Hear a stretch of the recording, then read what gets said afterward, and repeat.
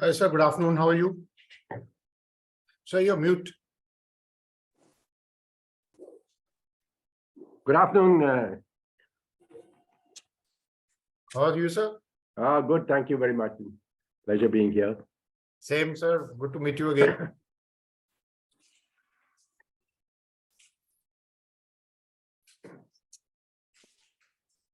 Good afternoon, Indrajit.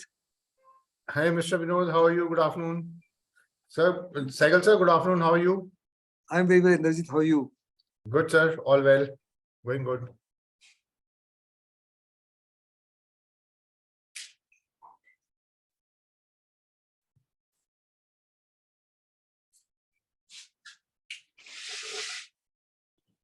Inderjit, hi. Good morning, everyone. Hi, Good His afternoon, Excellency everyone. Garbuchi. How are you? How are you, sir? Thank you. Everything is fine. How are you Pleasure to doing? meet you. Again, it's Mr. always President. good. Hi. Good afternoon, erstwhile Prime Minister. I hope you're going to finish the Ukraine war fast. All of us, I think we hope for that. Thank you. It's very tough for us to be very close to the epicenter of this. I know that it's really very difficult situation. Yeah. Right Actually, now. the entire world is now suffering enormously because of it. Yeah. Whether you're there or you're 10,000 kilometers away, there's a huge amount of suffering in every country. Energy prices have shot up, food prices have shot up, the commodity prices have shot up. There's food scarcity, there's fertilizer problem. scarcity. That's a problem everywhere, sir. You know, if we talk about Moldova being the neighboring country to Ukraine, we were one of the first country seeing all those people that were trying to get out from those. That must be very difficult for you to control it, and the situation must be really very perturbing out there. I'm very sure. Now, at the beginning, we were not even thinking to control. We were thinking how to be able to give the hand of help to those people. I can understand, because that's how the complete thing is.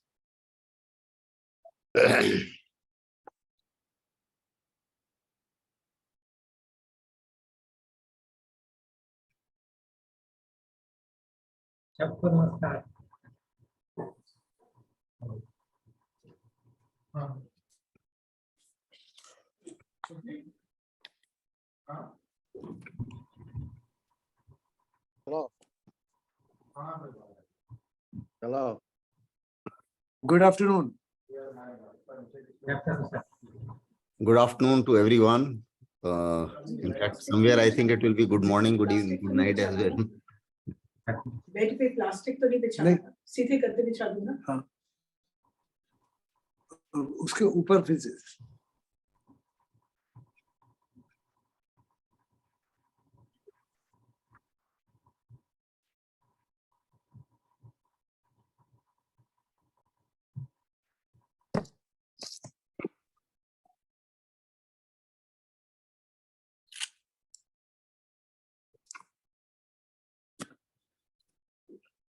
Good afternoon to everyone. Yeah, good afternoon, everyone. Good afternoon. Asana sir. How are you? Absolutely fine. Absolutely fine. Shashi, as always, you're looking stunning. Thank you. Thank you.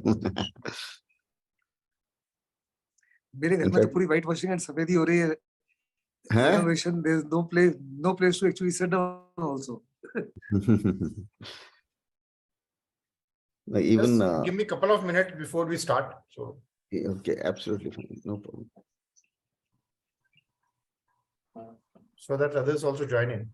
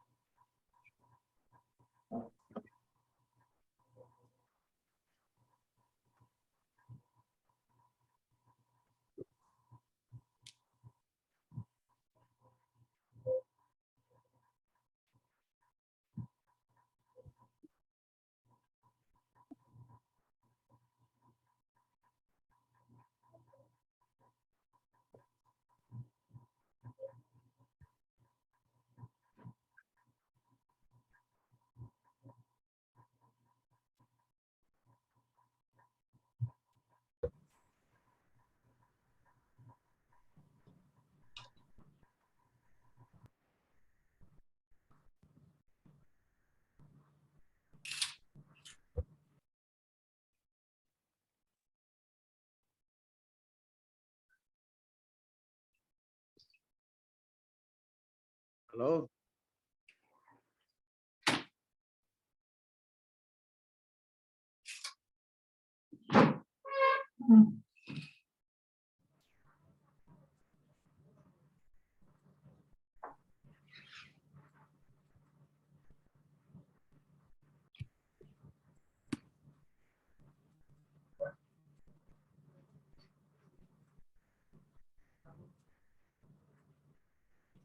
Markande ji, good afternoon, कैसे हैं आप?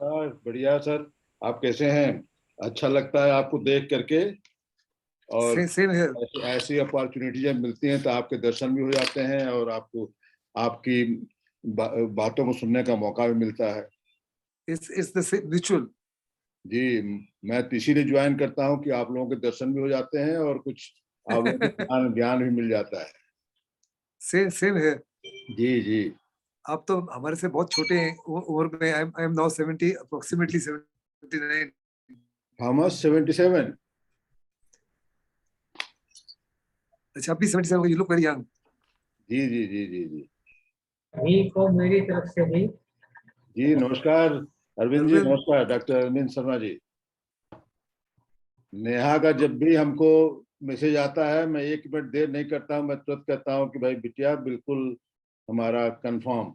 अभी रात ही को बाहर से लौटे हैं और मैंने कहा कि नहीं, आज व्यस्तता के बावजूद मैंने कहा कि नहीं, मैं आपके प्रोग्राम में जरूर ज्वाइन करूंगा। Yeah, sir, that's really wonderful. Always. I'm really proud of her. Sir.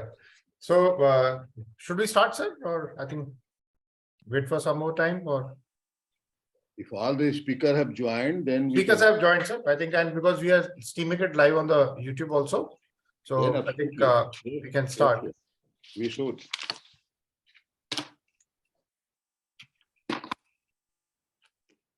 Otherwise, good to start in time so that there will be positive Yes, message that's to all right. the speakers and the panelists. Okay. That we, So, Haji sir. So good afternoon, everyone. It's a real pleasure that we have the August gathering with us on a very important topic of G20, India's presidency, because we are seeing a complete global shift which is happening in the G20 because India taking the helm of affairs for the next 1 year.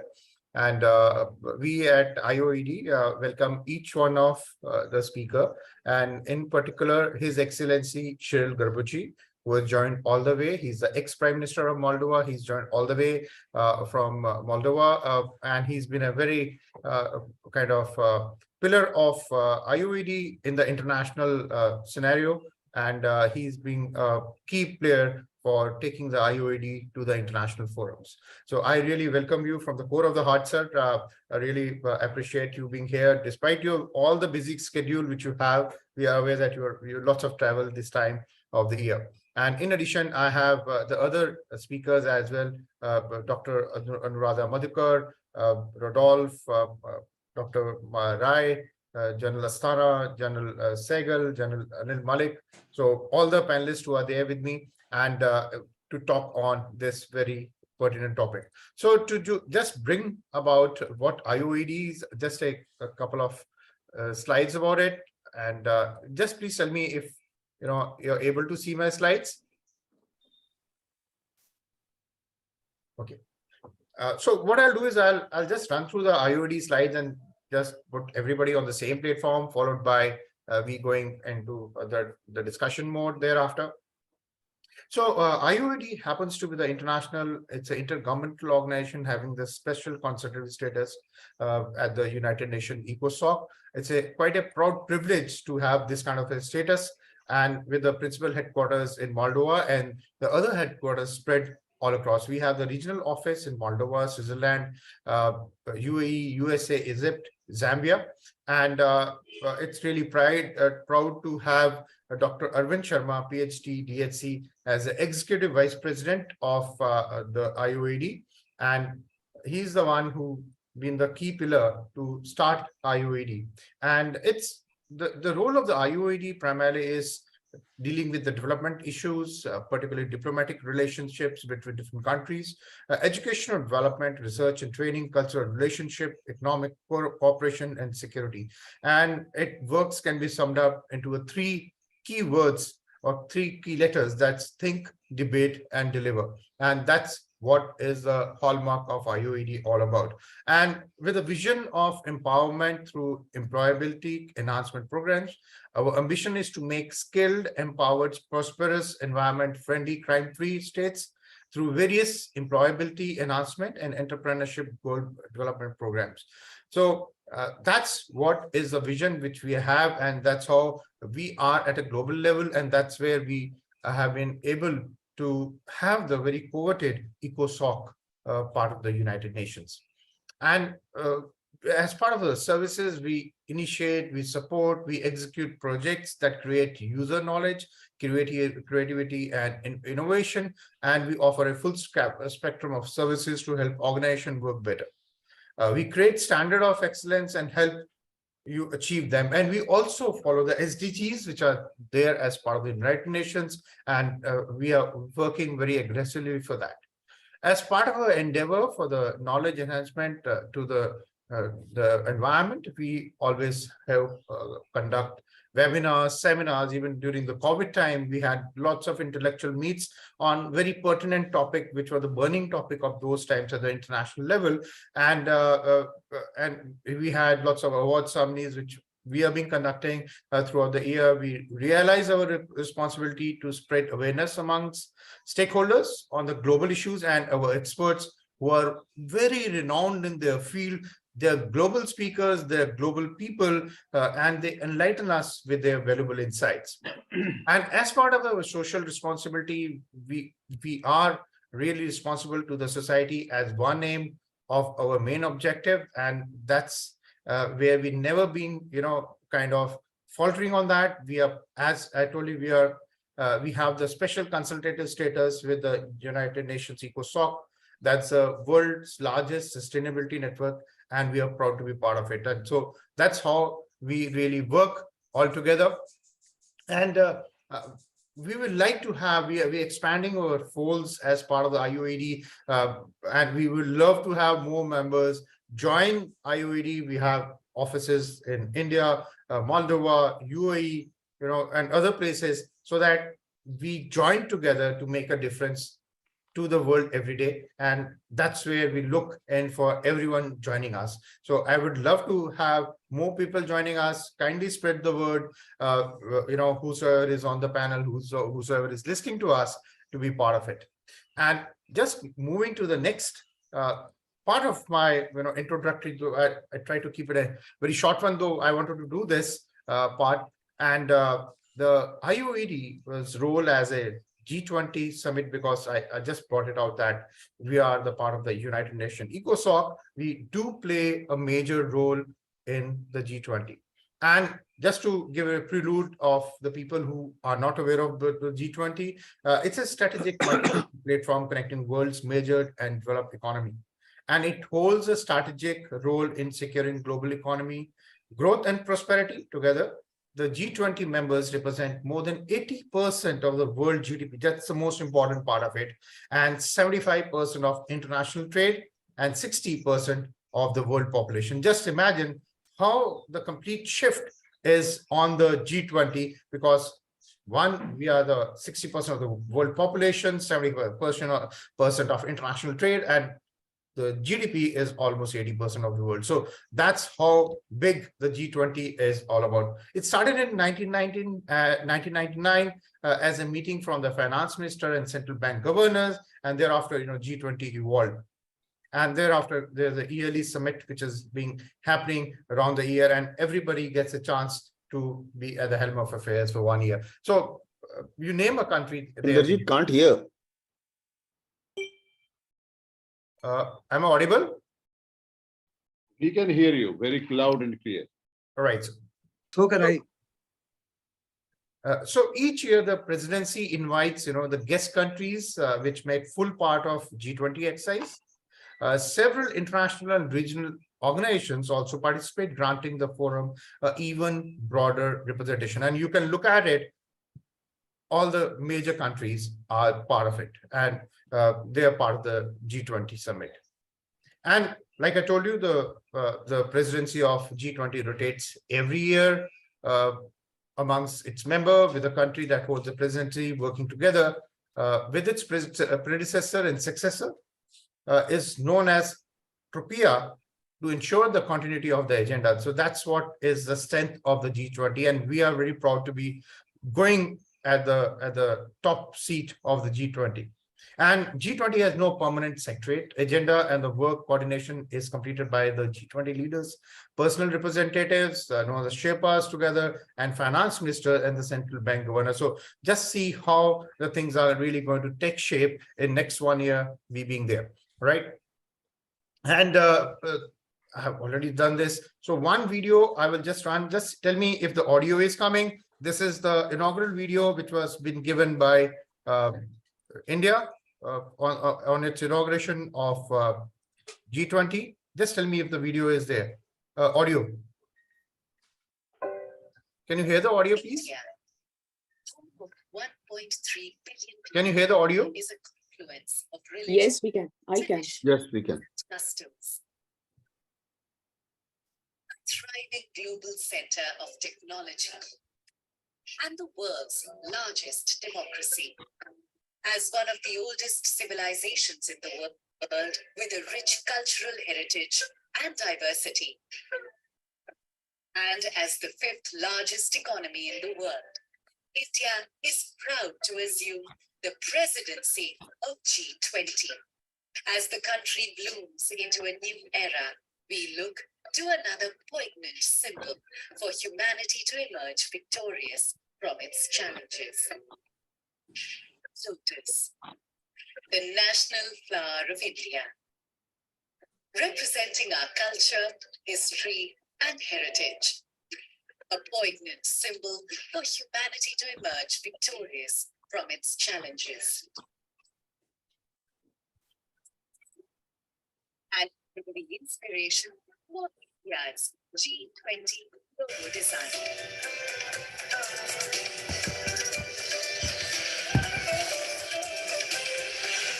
The design, rendered in saffron, white, green, and blue, is drawn from the national flag of India. The 7 petals in the logo signify the 7 seas and the coming together of 7 continents at G20 India 2023.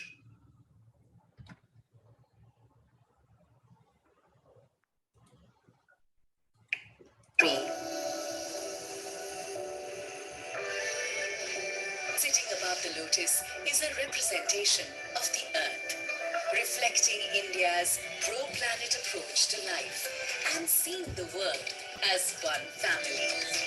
From this, we derive the theme for G20 India 2023, Vasudhaiva Kutumbakam, one earth, one family, one future. A theme that brings the G20's focus on shared global growth, while being in harmony with nature. G20 India 2023.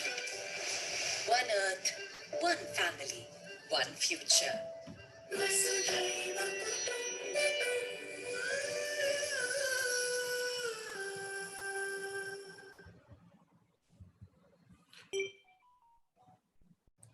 It's a wonderful video, and it summed up the complete vision of India while we are going in for the G20 and the presidency. With this, it's a real pleasure and honor to have my August gathering here. Special guest of honors who are there. It's an honor to have you, each one of you. And with this, I warmly welcome His Excellency Shiril Garbuchi for the inaugural speech. Just a word about Shiril, His Excellency Shiril Garbuchi. Just 1 second, let me just share this. Sir is the former Prime Minister of Moldova. He's an entrepreneur developing energy projects in Moldova. Prior to this, he was Minister of Economy and Infrastructure in Government of Moldova. Spent 15 years working with Modocell and SSL. I warmly welcome you to the panel, sir, and the discussions on G20 India presidency.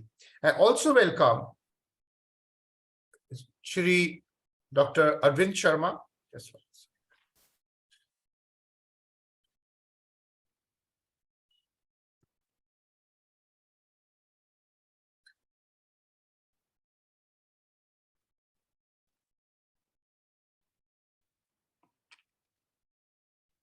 Thank you, Colonel. Yeah, just 1 second, sir. I need to just put your flyer up just for a minute. Dr. Arvind Sharma, he's the Executive Vice President of IOED. He's awarded with the honorary doctorate from Logos University International Royal Academy of United Nations. Nominated for Nobel Peace Award 2019 by UNWRO. Also awarded the Knight of Science International Medal. Thank you very much, sir, for joining the panel. As an opening remark, I will request you to say a couple of words, followed by His Excellency Shiril Garbuchi. Over to you, sir, for a few words from you.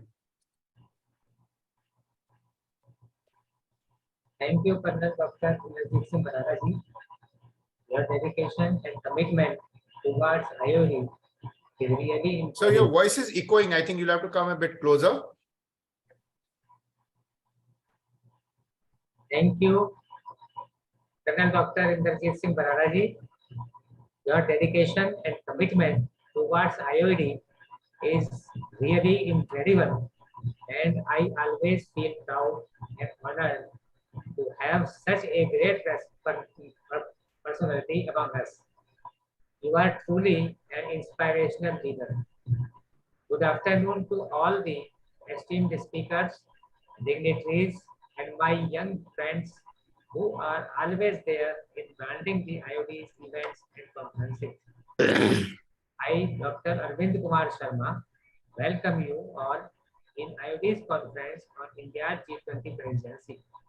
I express my heartfelt thanks and gratitude to His Excellency Cyril Garbuchi, Dr. Sasmita from KIIT University, Odisha, Dr. Anuradha from CSIR, Colonel Bharara, Dr. Martin, General Malik, General Sagan, General Asthana, Dr. Markande, Dr. Ridor, Dr. Gavne, and Mr. J.K. Mishra.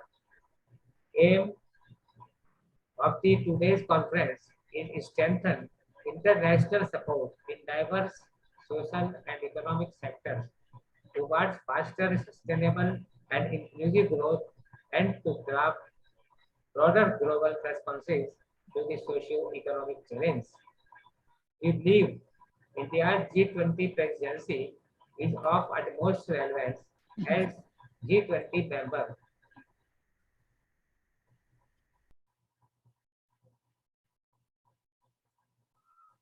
I am audible?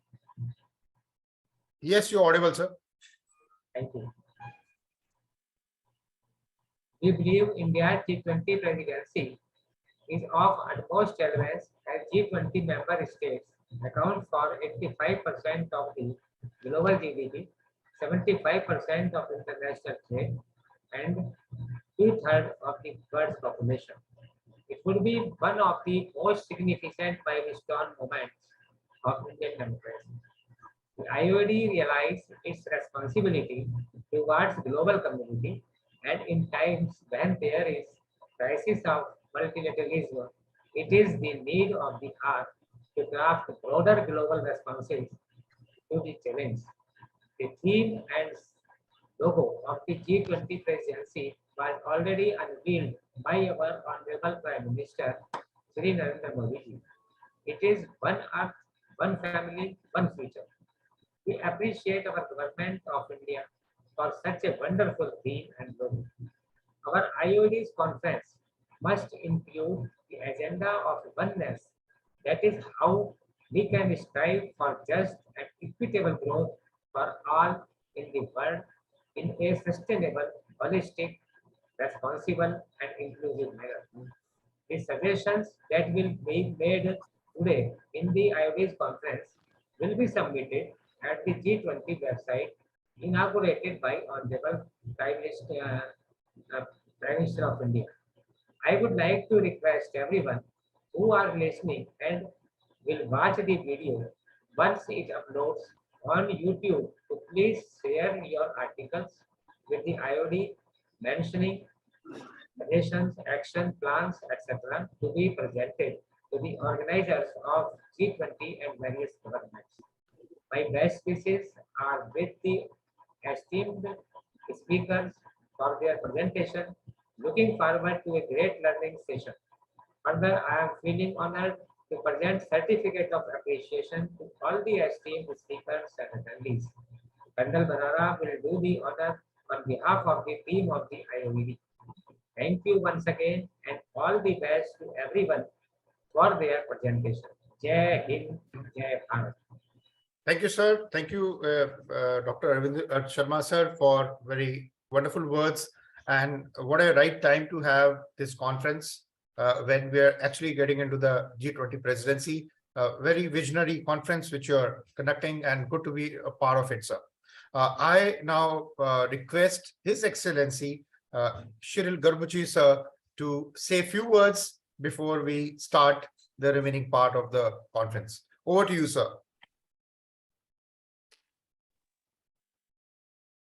Good afternoon, everyone. Mr. President Sharma, thank you for your good words. I think it's so important for us to have today these discussions or pre-G20 meeting discussions. And thank you for giving the opportunity to all of us to share the thoughts and to share our points of view. The important fact of this event, I guess, is to be able to set up one common position and one common list of ideas that can be shared with or with the G20. At the same time, I would like to thank to all the panelists that are taking part today of this during this event, and I'm sure everybody will come with its own precious points of view and important facts in the terms of next and future development. We were talking about the events that are happening in Ukraine. Just before we started the event, we were sharing some of the information. I was saying that this is basically a big problem and a big crisis. And the events that are happening now, I would say that this is a proof of dysfunctions of the global mechanism of the global governance. In fact, this is the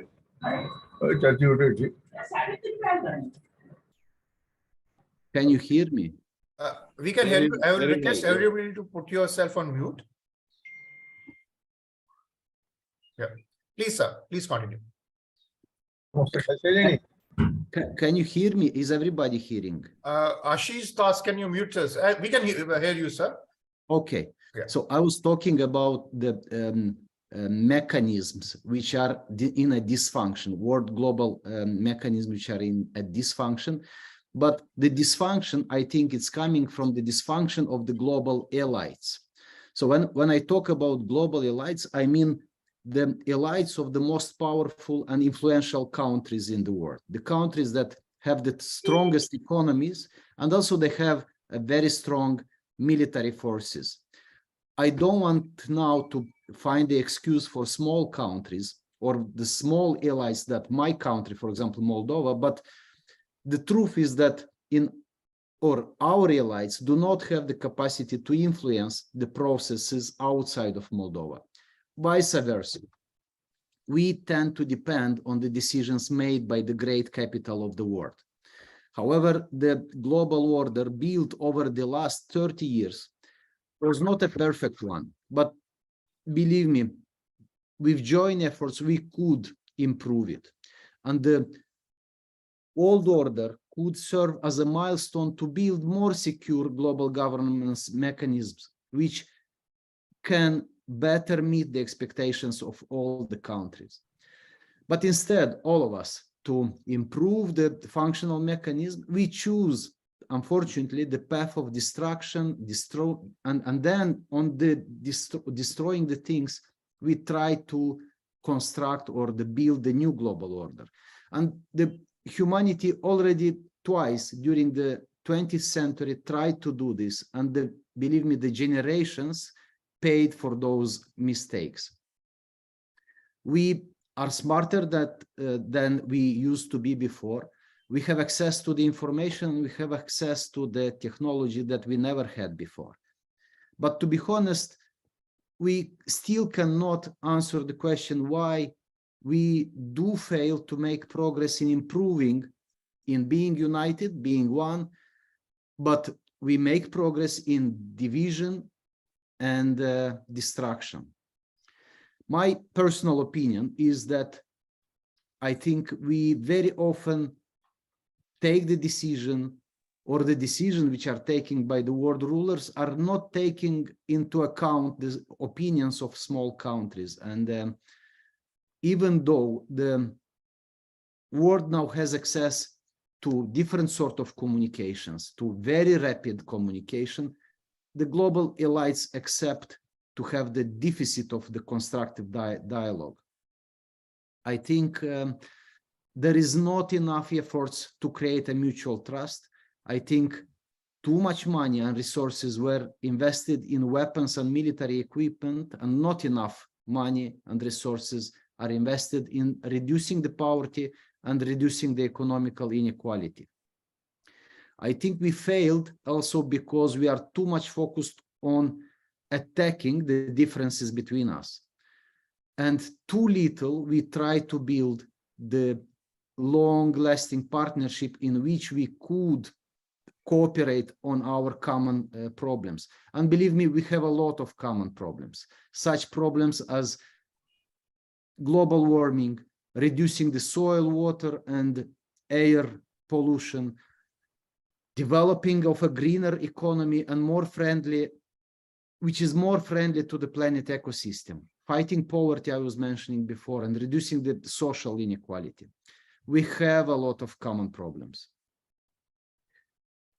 We should understand that the fragility of the global human-built mechanism basically are the people themselves. We humans, we are and we will be the weak point of any mechanism, with our emotions, with our vulnerabilities, with our desires, selfishness, our dreams, or our habits. Emotions basically are the locomotive of the development. Emotions on one side can motivate us to grow, to be better, to be friendly to each other, to win, to get one step ahead. But at the same time, emotions can lead us to conflicts.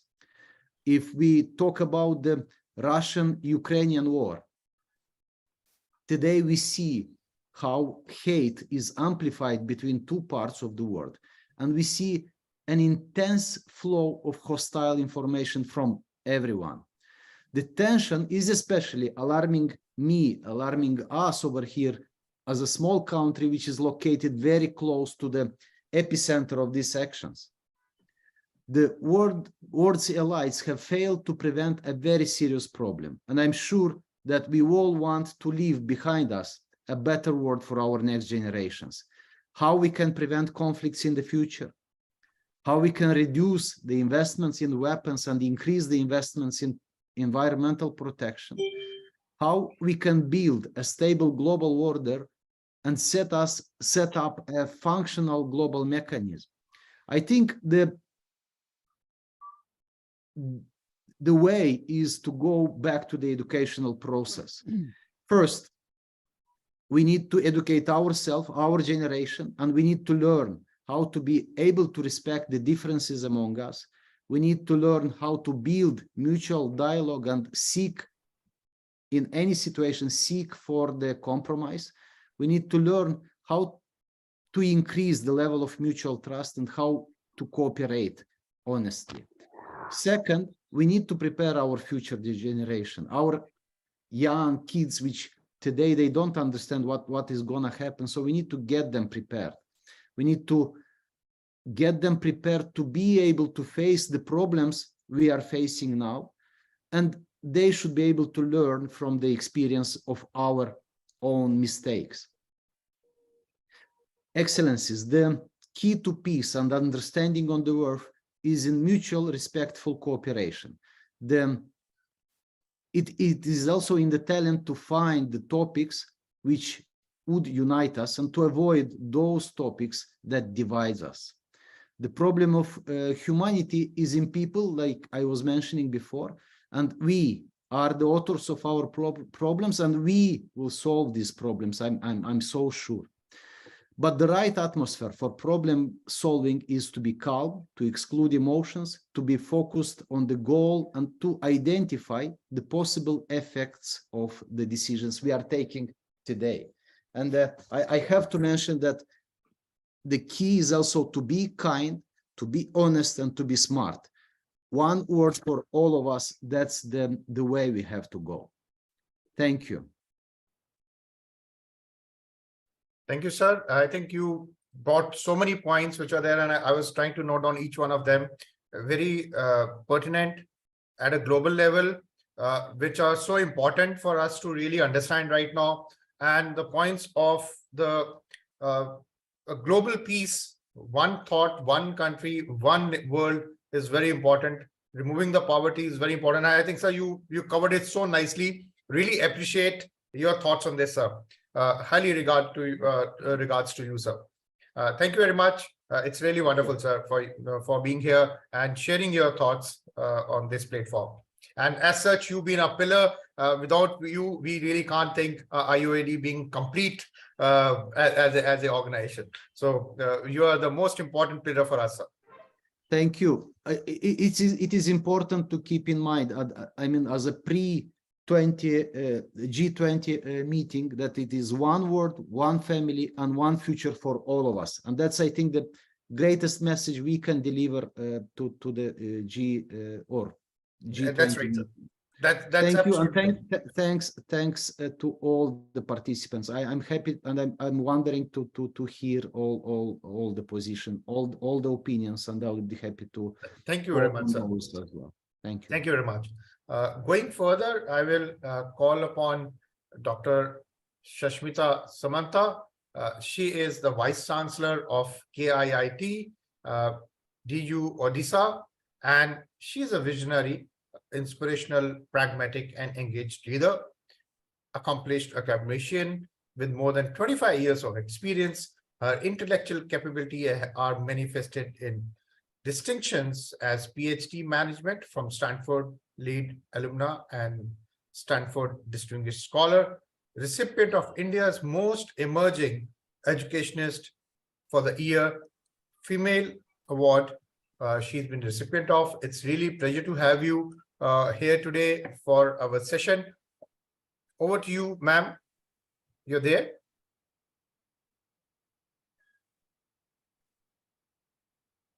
Dr. Shashmita, you're there?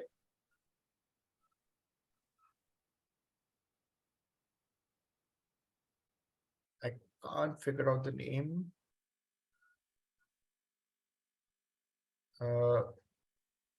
Okay, I will move further. Dr. Anuradha, you are there?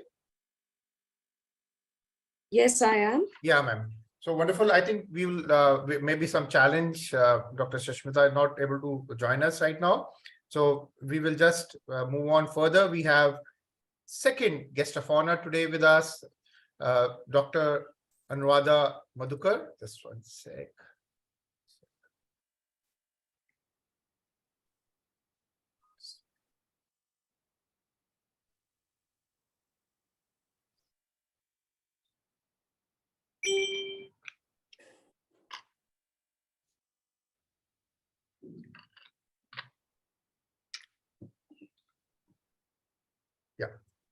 Dr. Mrs. Anuradha Madhukar, she's a senior principal scientist, CSIR, Government of India, principal scientist as International S&T Affairs Directorate, CSIR, and she's a senior scientist, CSR, National Metallurgical Laboratory, and alumnus of IIT Dhanbad, IPM Lucknow, and VIT Dhanbad, recipient of many prestigious awards. So it's really a pleasure to have you with us today, ma'am, and would like to listen to your thoughts on the G20 presidency which India is taking on. Over to you, ma'am. Thank you so much. A very good evening, ladies and gentlemen. I am Anuradha Madhukar from the Council of Scientific and Industrial Research. Firstly, I would like to thank the organizers for giving me an opportunity to speak in today's conference. And as we all know that India will assume the G20 presidency on 1st of December, 2022, this presidency will offer India a unique opportunity to contribute to the global agenda on issues of international importance. The Council of Scientific and Industrial Research will be an active participant in G20 through the Research Innovation Initiative Gathering Meeting. CSIR's theme in this meeting will be Materials for Sustainable Energy, through which CSIR will aspire to deliver the outcomes towards the achievement of the Sustainable Development Goals 2030. Today, the world is moving towards carbon-free fuel with a targeted approach which comprises of green fuel and battery-based storage to support the e-mobility and storage of renewable energy. To utilize the targeted 50% energy from renewable sources, the storage system is important and needs to be emphasized so as to popularize battery-based transport system. Therefore, the researchers all over the world are exploring new cost-effective storage systems other than lithium-ion batteries. On the other hand, the availability of green hydrogen would substantially reduce the dependence on coal and fossil fuels. Therefore, it is high time to improve technology so as to reduce the cost of hydrogen through alkaline electrolyzers and other possible green techniques. In this regard, the Indian government has already fixed the target of generating 500 gigawatts of non-fossil fuel energy, mainly renewable energy, and making India a hub for production and export of green hydrogen by producing 5 million tons of green hydrogen by 2030. Other developing countries are also in the race to maintain the carbon neutrality within a specific time period. Developing countries, including India, have the unique opportunity to establish themselves both as a major market for energy storage deployment and as a manufacturing center for related technologies. However, to achieve this target, there is a need for partnership among the governments of various countries for effective policy making, major private players and R&D technology holders to make the process more efficient and cost effective. For technology improvement and adaptability to the Indian climate, there is a continuous need to have a scientific breakthrough in electrode materials development, modeling, and simulation, and new techniques for large-scale storage for green hydrogen and renewable energy. Hence, there is an urgent need for deliberation in the proposed areas related to policy making and implementation due to the importance of the issues at hand. We hope that CSIR's participation in the RIIG meeting in G20 will help intensify the research and innovation collaboration among G20 member countries, thereby helping India in the achievement of the Sustainable Development Goals. Thank you very much. Thank you very much, ma'am, for your insightful thoughts on the batteries and the power system, which is very important, and the research work, what you're doing. Thank you for taking out your time and being part of today's event. As a token of thanks, I will just show you where, just 1 second. Yeah. Please accept a token from us as a part of being today at the IOED and sharing your thoughts. Really wonderful for your time, ma'am. Thank you very much. And, thank you so much for this. I really appreciate it. Thank you, ma'am. And thank you, sir, Shiril Gurbuchi, sir. And I believe you have to also leave, sir. as a token of thanks to you, as a gratitude to you, sir, for coming here. Though you're a part of it, as a token, as a small token of gratitude to you for sharing your thoughts on this platform. Thank you very much, sir. His Excellency Shri Garbaji. Thank you. Thanks a lot. All the best. Thank you, sir. Moving ahead, I will request our General Sehgal, a very known personality all across, especially on the TV, with the thoughts on the warfare, the national issues. It's a real pleasure to have you, sir, today with us, and to share this platform and share your thoughts. Just a second here. Yeah. So just to tell about General Sehgal, sir, he's an army veteran and a famous public figure. Like I told you, he's all over on the national TV with so much of knowledge. And I always love to listen to him. You know, whenever I flip a channel, I definitely stop wherever his image comes, and really pleasure to hear him with his thoughts. So much of knowledge what sir has. And he has served as a head of Air Defense College, Army Air Defense College, and he's trained more than 3,000 officers of Indian and 38 foreign armies at Army War College, Mao. And he's a famous TEDx speaker, a very magnetic personality, a TV and news personality. So thank you very much, sir, for coming here and be on this platform. I know that you have a paucity of time with so much of discussions on the TV, but definitely I think you will be able to give us some bit of time where you can share your thoughts. Over to you, General Sehgal.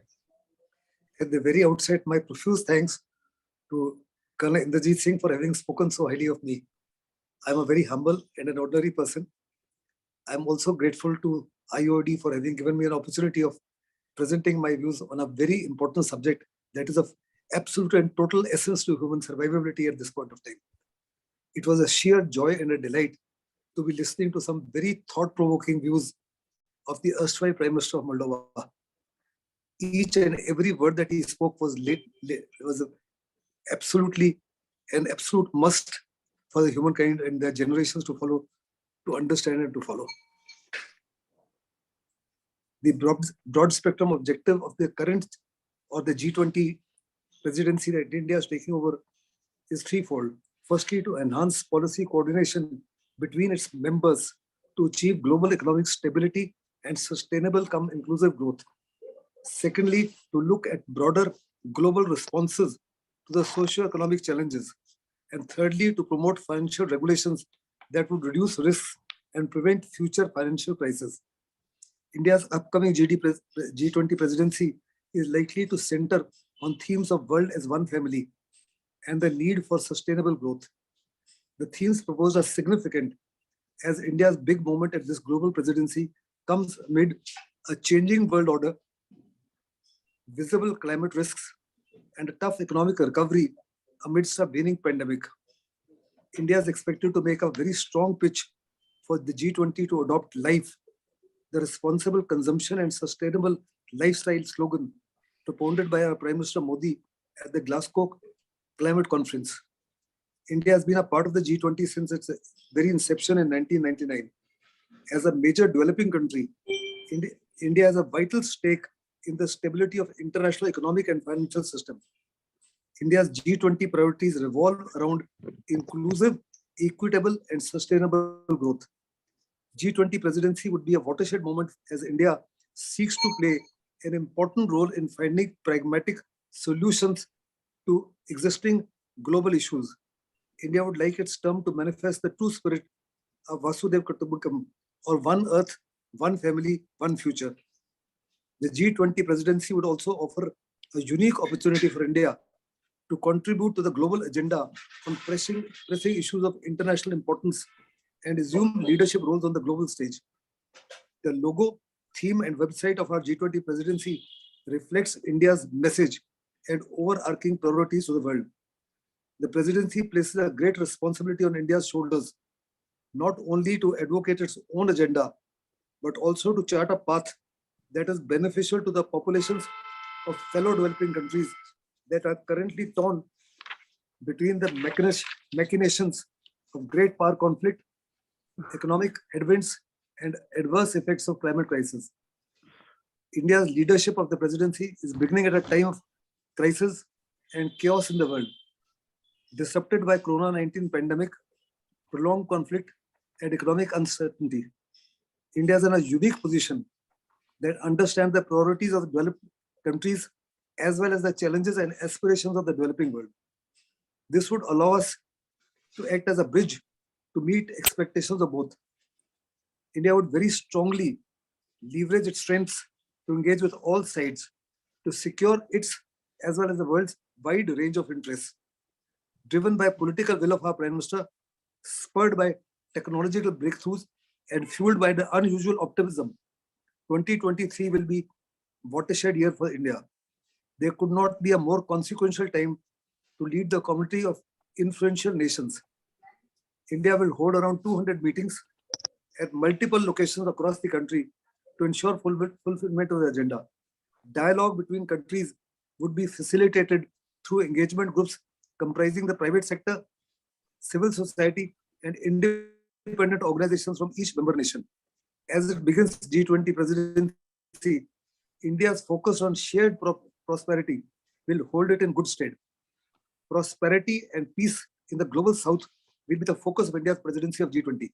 India is considering proposing the creation of a new working group on disaster risk reduction and resilience, and an engagement group on global ecosystems for startups.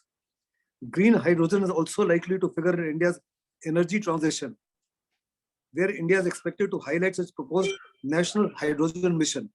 India would also push for support for decarbonizing sectors such as fertilizers, steel, cement, and long distance transport, as they are the sectors that contribute the most to production of carbon. Climate concerns will be a focus area. Strengthening of the circular economy, sustainable public procurement, climate resilient blue economy, coastal stability, green tourism to help achieve sustainable development goals besides harnessing of hydrogen will be underlined by India. Similarly, digital economy, global initiative on digital health framework to transform health service delivery on the lines of India's COVID vaccination platform, Arogya Setu. On agriculture, India is set to focus on small and marginal farmers, enhancing food security through steps such as exempting World Food Programme purchase from restrictions and use of digital space for improving productivity. On education, improving learning outcomes through technology-enabled pedagogy and need for mutual recognition of educational and vocational qualifications is something that is going to be stressed by India. On employment, a framework is supposed to map global skill gaps to facilitate migration and mobility of workers. The anti-corruption segment is likely to see advancing of 9-point agenda on fugitive economic offenders like Vijay Malaya, besides drawing up of integrity principles for public bodies. On culture, India could provide digitization of tangible and intangible cultural heritage, while the segment of digital economy will center on public digital platforms for socio-economic development. On trade and investment, the focus will be on accelerating trade growth, building resilient supply chains, enhancing trickle-down effect. Lastly, as a major developing economy, India has a vital stake in the stability of international economic and financial system. India's agenda is driven by the need for greater inclusivity in the financial system, avoidance of protectionist tendencies, and ensuring that the growth prospects of developing countries do not, under any circumstances, suffer any longer.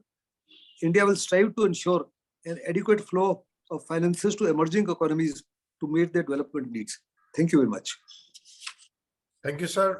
Very wonderful points you brought it. And I think we were already planning for getting onto the chair of the G20, from digital transformation to the CBDC to the digital rupee, what we are talking, to the development in the agriculture, what we are seeing, and the UPI, which is there. So all those things were impetus or all the run to getting onto the G20 presidency. And so you brought all these points so well. I was trying to note down each one of them. It's very interesting because I was learning from so thought leaders like you who are there to give their key points. So thank you very much, sir. And since you have a paucity of time, sir, as a token of gratitude, we would like to share with you a certificate for appreciation. Really accept or request you to accept the same. It's really wonderful that you are here with us, sir. Thank you. Yeah. Thank you, sir. Thank you very much. Moving ahead, we have General Malik, who is with us. He's again a very high thought leader. He's a think tank and an army veteran and a seasoned professional. It's a really pleasure to have you, sir. He's Lieutenant General Anil Malik. So he has over 44 years of diverse and dedicated experience in HRD, administration, training, education, and healthcare management, conducted joint training with US and Singapore armies, and he is the chief advisor to Zambian defense forces. So it's a real pleasure to have you, sir, and listen to you. Your thoughts are really wonderful. Thank you very much for your time and coming here, sir. Over to you, sir. General Malik, sir. Thank you, Colonel Indrajit. Pleasure to be here this afternoon, and thank you to IOED for giving me this opportunity to enhance my learning experience with the august speakers who've already spoken, some of whom are going to follow. So I'm looking forward to an exciting time. Now, before I talk about India and its role in the G20 and how India is going to project itself, how India is going to take the way for lead in many opportunities, I have a few thoughts to share on the G20 itself. Some of them may be a repetition of what His Excellency General Gurbuchi brought out, but the fact of the matter is that there is a major concern that is there in the world on the functionability of the G20. While it's very important to have small groups, we started off with the G7 and you've already given us the history, but there is a feeling of lack of representation in a lot of the smaller countries. Now, we are all aware that only 1 out of 54 African countries is represented, and that's South Africa. Totally detached from the rest of the African continent. Similarly, we are also concerned that only 3 out of the 34 Latin American countries are represented. South Asia is, well, we are a major economic power to reckon with. South Asia, Southeast Asia, there is a major concern which concerns there. And have we given them that confidence that their viewpoints are going to be taken care of? Or our vested interests? In the bargain, I think we probably land up creating power blocks within the G20 who are there, who are creating that environment in the world, so that their growth and their pressures can be brought about on the smaller nations. To put it in layman's language, I would say they expect smaller nations to perhaps listen to what they say if they want their viewpoints represented in G20. So this is a matter of great concern. And if we are going to work for humanity, if we are working towards, the ultimate aim is to have a happy environment, to have people survive in an environment where the aspect of growth is looked at across the world. So this is a concern which I have. The other concern I have is that G20's way of functioning. This is one organization which doesn't have a permanent secretariat for reasons which I have not been able to decipher. A lot of their declarations, which are adopted at the various yearly summits, are taken care of by certain agencies which are existing, OECD, the World Bank, IMF, they are the ones who actually carry out the functions. Now, in fact, we are all aware that the moment the summit finishes, like at the moment, Indonesia is hosting the summit. The moment the summit finishes, even the website undergoes a change, and the website itself will now be run by India. So, really speaking, what continuity is there? I'm not too sure how many of those declarations actually get implemented. Now, if that be the case, then does the G20 biased declarations, some of them are repetitions of what I already discussed in the United Nations? Is this another game of the big powers to retain control? So that is the second concern I have. And thirdly is that the declarations are adopted by the G20. They have no legal status. So it's up to me now. Thereafter, I go to these G20 meetings, put across my point of view. I clap at the end of the meeting, hope that they will be adopted in toto. So we need to actually examine how much has been achieved by G20 and if all those declarations they put forward have actually seen the light of day. Pardon my ignorance if they have been completely implemented, but I have my concerns about it. Now coming to India, India has been playing a major role in G20 forums. In fact, to start with, we all know it was more on economic issues, but I think India was one of the first countries to bring about the need for adopting social issues. And in fact, today there is the focus is shifted on social issues. The concern for humanity, the concern for mankind is apparent. And it is because of countries like India who have taken the lead in such things. We were the first ones to highlight the concerns about terrorism. This is a concern which not only faces our country, obviously it's a major concern for us, but the world itself. We are aware that G20 today is a divided platform. While in Bali, we are still debating whether Russia should participate, which has been turned down by the host country. There are concerns that some of the heads of state may not participate. Was President Putin to participate? Fortunately, to keep the summit going, he has dropped out of the summit. But then Russian participation there. And we cannot have these kind of forums which are meant for improving giving the social status to human. If they're working towards humanity, we cannot allow such issues to be brought in. India has fortunately been giving strength to the organization.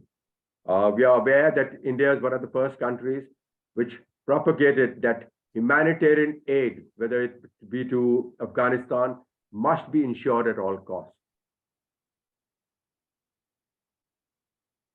Our initiative on preventing use of technology for terrorist activities, I think Colonel Inderjeet is more qualified to tell us about this, but then these are initiatives which have already been taken and brought out by General Sehgal.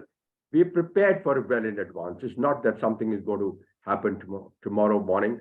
From the 1st of December, India is going to adopt a new stand. So our concerns are well visible. We are also concerned that in some of the issues, General Sehgal has given us a broad list of the issues that are going to be taken up by India, but some of the additional issues which I think we need to look at is that conflicts, we need to adopt resolution that conflicts should not allow humanitarian activities to stop. Our concern for migrants, our concern for refugees must be taken care of. The energy crisis the world is being gripped in today, the food security crisis the world is being gripped in today, should not be allowed to be dominated. And therefore, we also not only need to look at these specific issues, but we also need to look at things like sanctions. Sanctions has become the buzzword of the decade, but while we need to put in measures into place to prevent things that have happened in the last 2 years and the situation as it is developing, but we need to look at sanctions where they start affecting humanitarian issues. Some of these sanctions that were imposed in the Middle East, the African countries, while they may be to teach lessons to the rulers, but then they need to be looked at as to impact on the common man, on the human factor has to be kept in mind.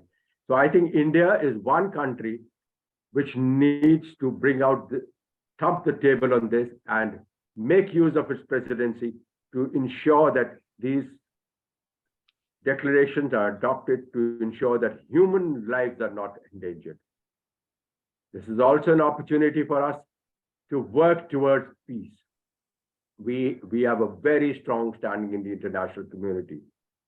Firstly, from the fact that we've been non-aligned over the last 75 years, but also the fact that we have not gone into party lines. We've not taken stand for various parties. So people respect us for that.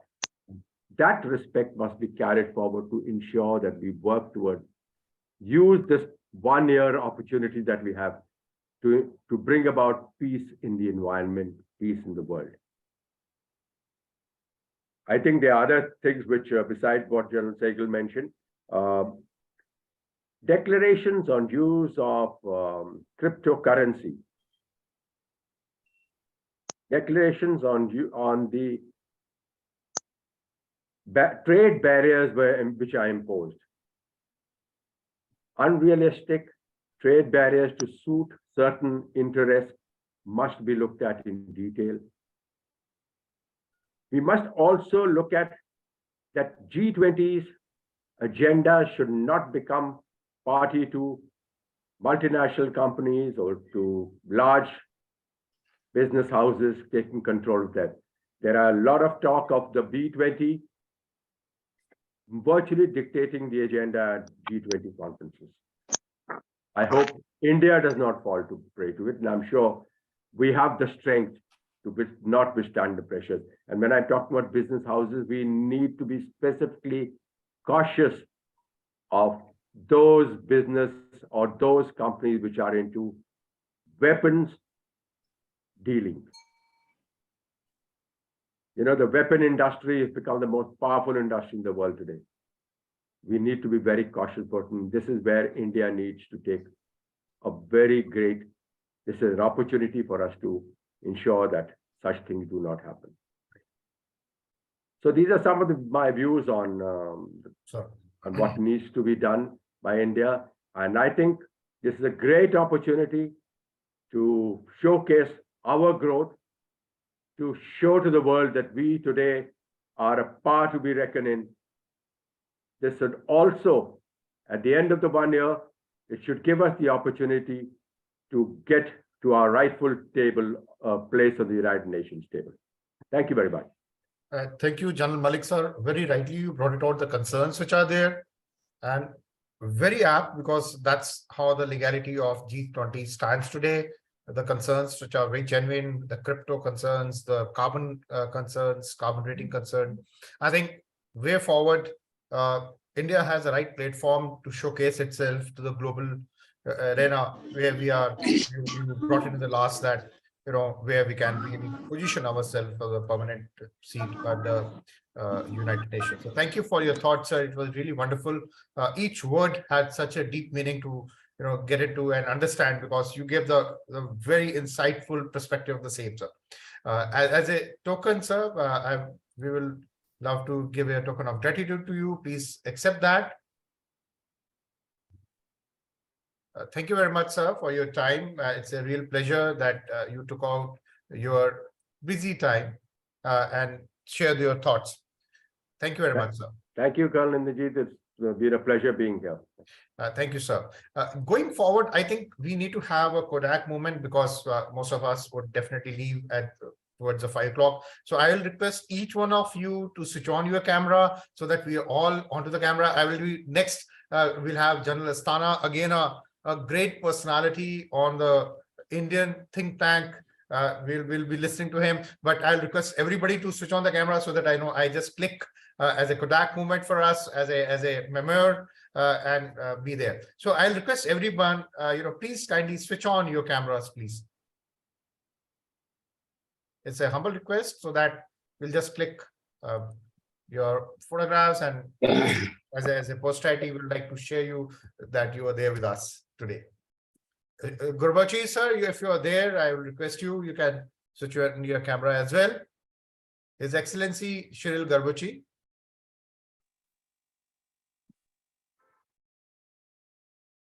With so many galaxy of leaders who are there, the think tanks, I think it's on a most difficult time when you get everybody on one platform. It's a real pleasure to have you all today.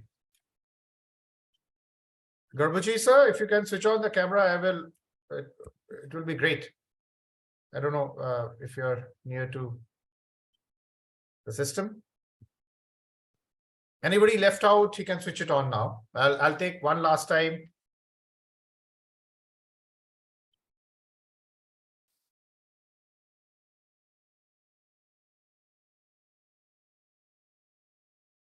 Thank you, sir. I hope you're going to share it with us. Yes, sir. That's what my aim is. I'll share this photograph. So, that's the aim, that we share this great moment when we have all of you together with us. So now over to General Asthana, sir. A great thought leader. Always real pleasure to listen to you, sir. And especially when you're here with us, it's really wonderful. We can listen to your thoughts uninterrupted. He's a great personality on TV and otherwise also USI, where he's a think tank.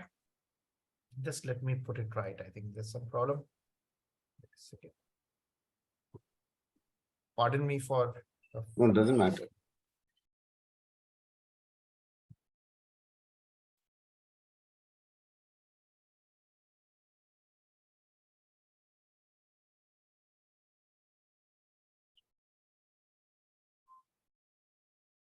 Shashi, with your red scarf and a beautiful hat, you're looking absolutely marvelous. Oh, thank you. Thank you. Thank you. I think we can leave that. No. So just one second. I think because there'll be a couple of people who will be new to us, and I would love that they know about you. So just a word about you, sir. It's hardly anything we can say. It's just two-liner. You're much more than two-liners. General Asthana is a think tank of India, and on the national security aspect, international relationship aspects, United Nations aspects. I've heard him speaking, and really, each word is a pearl of wisdom when you give it. So you're a globally acknowledged strategy and a security analyst, authored over 4,000 publications, veteran infantry general with more than 45 years of experience, recipient of many prestigious awards. So it's a real pleasure to have you here, sir, and listen to your thoughts. Over to you, sir. Thank you, Indrajit. Respected His Excellency Shiril Gurbachi, sir, Dr. Arvind Sharma, my eminent co-panelists, and all the friends of IOED and everybody who is here. It was a pleasure to listen to all the speakers earlier. In fact, after a couple of speakers, it's normally difficult to find new points, but certainly I'll try my best not to repeat what has been spoken and try to give certain additional inputs to whatever has been spoken. Firstly, regarding G20. Now, it was mentioned by General Malik. Let me add on a few things.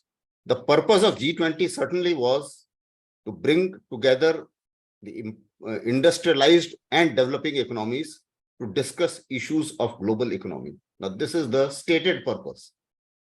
As he mentioned, and I will amplify, there is no secretariat. It is a Western-dominated organization. The secretariat is being handled by the Secretariat of OECD. Now, what is OECD? It's 38 countries, and all of them are Western countries, by and large. So therefore, the Western countries, the Western institutes, like IMF and World Bank, as he mentioned, they dominate the proceedings of G20 as well as the agendas of G20. And that is where the purpose is clashing with what normally gets discussed, which is quite evident from the fact that the current G20, which is scheduled in Indonesia a little later, which before the summit has been marred by the politics, whether Putin should attend or it should not attend. So therefore, the main agenda is on one side, and the entire global focus had been whether Putin is attending, whether Biden is attending or not attending, and whether Biden and Xi Jinping are meeting or not meeting. So therefore, I think there is a need for the focus. And that is where I think, although the presidency of which comes to India is a rotational presidency. So it's not that there is something which is coming to us because of any other reason. But the fact is, despite being a rotational presidency, we have taken it up as a very important responsibility. And that is where India comes in. Now, why India is important and why our presidency is important? One of the reasons is that India is a unique country. It has all the important stakeholders in the world, all rich countries as strategic partners. And it is also by itself a developing country, hosting a large number of people living below poverty line. So it understands the pains of the developing country. So therefore, it is uniquely placed to put these two things together, or to put this dichotomy together, which I just spoke about and which General Malik spoke about a little earlier. Now, coming to the other issues, I think in G20, there was an agenda which was brought out, and that was also called as 2030 agenda. Now, in 2030, what was expected was that we should promote strong, sustainable, and balanced growth. And the agenda of climate change was added. It was realized that you cannot have economic growth without actually looking at the climate. So therefore, the other issue which was brought into the 2030 agenda was protect planet from degradation. And it was highlighted that it should be cooperation with low-income countries. Now, how do you do the cooperation with low-income countries when 20 guys and few invitees sit down on the table and there are hardly any representation of developing countries? And therefore, the most important thing which India is tabling in this conference is that we have invited 10 countries from outside, out of which 8 are of global south and developing countries. From global north, we have only Netherlands and Spain, which is a permanent invitee, and all other 8 countries are from global south. So that is why we have demonstrated with an example that here is a case where we are making all the developing countries actually sit with the developed countries and speak out for themselves as to what their problems are. So that, I think, is a very major achievement which perhaps we are planning to make. The second issue is, which it was already covered in the initial commentary by Inderjeet as well, that yes, we have launched a website where anybody can join in and give the ideas. So that's also very important. In addition to that, the message, a very subtle message which has gone in. We know that we are taking over at a time when the global economy is very badly hit. It's also a post-pandemic recovery period. And therefore, most of the countries, whether irrespective of what their economic status is, they are suffering. And the brunt of the sufferings is is impacting the countries with the low incomes. So under these circumstances, what has happened is that even the symbol which has been chosen, like lotus. Now, lotus is something, is a flower which blooms in the most adverse environment. And it is also, besides being our national flower, that's a separate issue, but it gives us it gives a hope that even in the adverse environment, we all can prosper. And I think that is one of the major reasons as to why it has been selected, and rightly so. The other issue which I want to highlight is that today it's an interconnected world. And in this interconnected world, you cannot disconnect anybody and hope that global peace and prosperity will prevail. So certain actions have been taken. We all know about Russia-Ukraine war, whatever one may say. But the fact is, Russia is one of the important producers of a large number of commodities which the whole world requires. You cut it off from the system, there is a problem. We have also seen, we all are talking about this. All this looks good on paper. But the fact is, on ground, what has happened? We started off with economic coercion. It has landed up into energy coercion. It has landed up into food coercion. It has also landed up into diplomatic coercion. So basically, if you see in the prelude to Indonesia meet, we are handling these coercions before even getting to the agenda. So this is something which perhaps India would like to soothe, and India would like to perhaps bring that to the table. Then do we actually deserve it? Do we deserve to say what we are saying? Yes, in my opinion, yes. Because a lot many things which we have done, which perhaps the whole world can actually see, Google and emulate. India, before Corona, may not be that digitally up and above. But today, 40% of global financial transactions are happening in India. And therefore, what it has brought to the table is the financial inclusion of the poorest man in the of the society. Today, we have the largest identification system. We have the largest health system. Everything given to the digital framework. So we have utilized this digital platform than anybody else who can. And we are a largest democracy. There has been normally people used to think democracies cannot deliver. But I think we have proved that democracies can deliver. Similarly, when it comes to certain health problems and certain global problems, India has proved to be an example of. I think I'll request everybody to mute, please. And so when it comes to the global problems, India has shown itself as a solution to the problem. When it came to COVID, I think we have given vaccines to more than 90 countries. And in most cases, it has been a grant. It's not that it is in payment. So that is something which perhaps India brings on the table. The solar alliance. And when we come to the energy part of it, because energy and economy is also inseparable, and energy and development is also inseparable. So therefore, these two have got grouped together, even if they were not there as part of the initial purpose thought of for the G20. So therefore, now what India brings to the table is, although the idea of Vasudhaiva Kutumbakam as was mentioned, but then we are also bringing to the table that health is a global common, health is a global problem. A good health is something which we as a family, as a global family, must be aspiring for, and therefore must be looking at.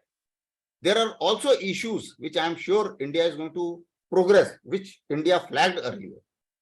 Problem of the economic offender getting shelters left, right, and center. The problem of the women empowerment. The idea of we, despite all the difficulties, being able to meet our national determined goals as far as climate change is concerned, and having practical goals, having set practical goals. Similarly, there are a whole lot of, even in food security, we came out with a solution. We did try and export. We were not that big an exporter of food earlier, but certainly today we are in a position that in case of a crisis, we are we did help many countries with the food supply. So India is looking at it as an opportunity to showcase our capacity as a solution maker and not as a problem creator. India is also considered as global friend. Why global friend? Because I think a maximum number of countries who are having conflicts with each other are common friends of India.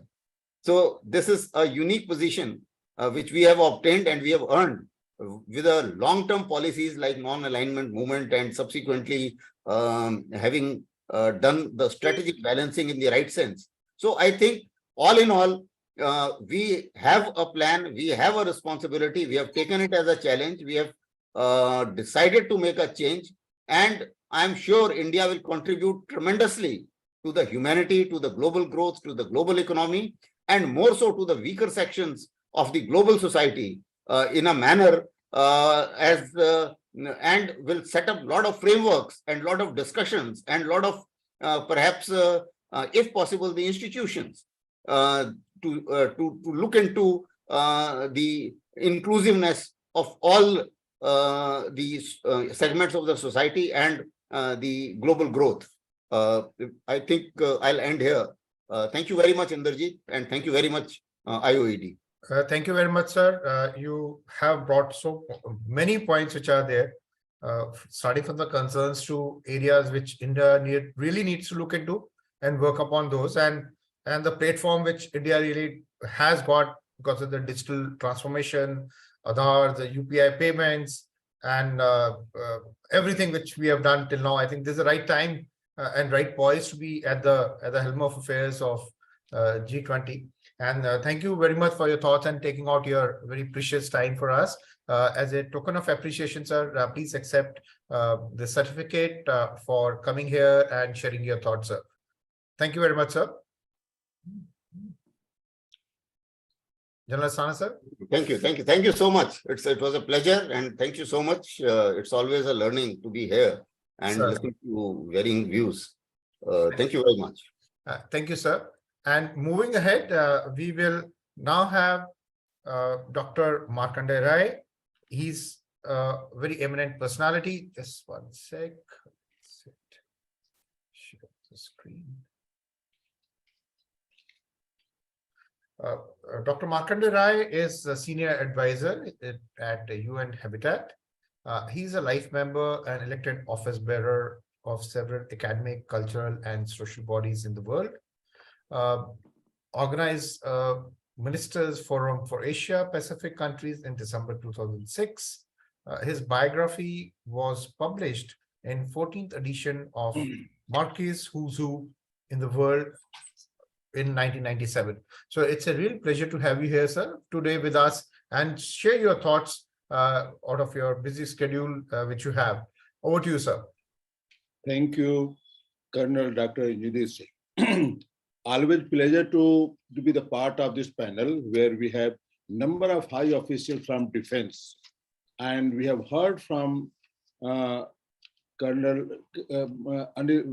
Lieutenant General Anil Malik to Major General Asthana.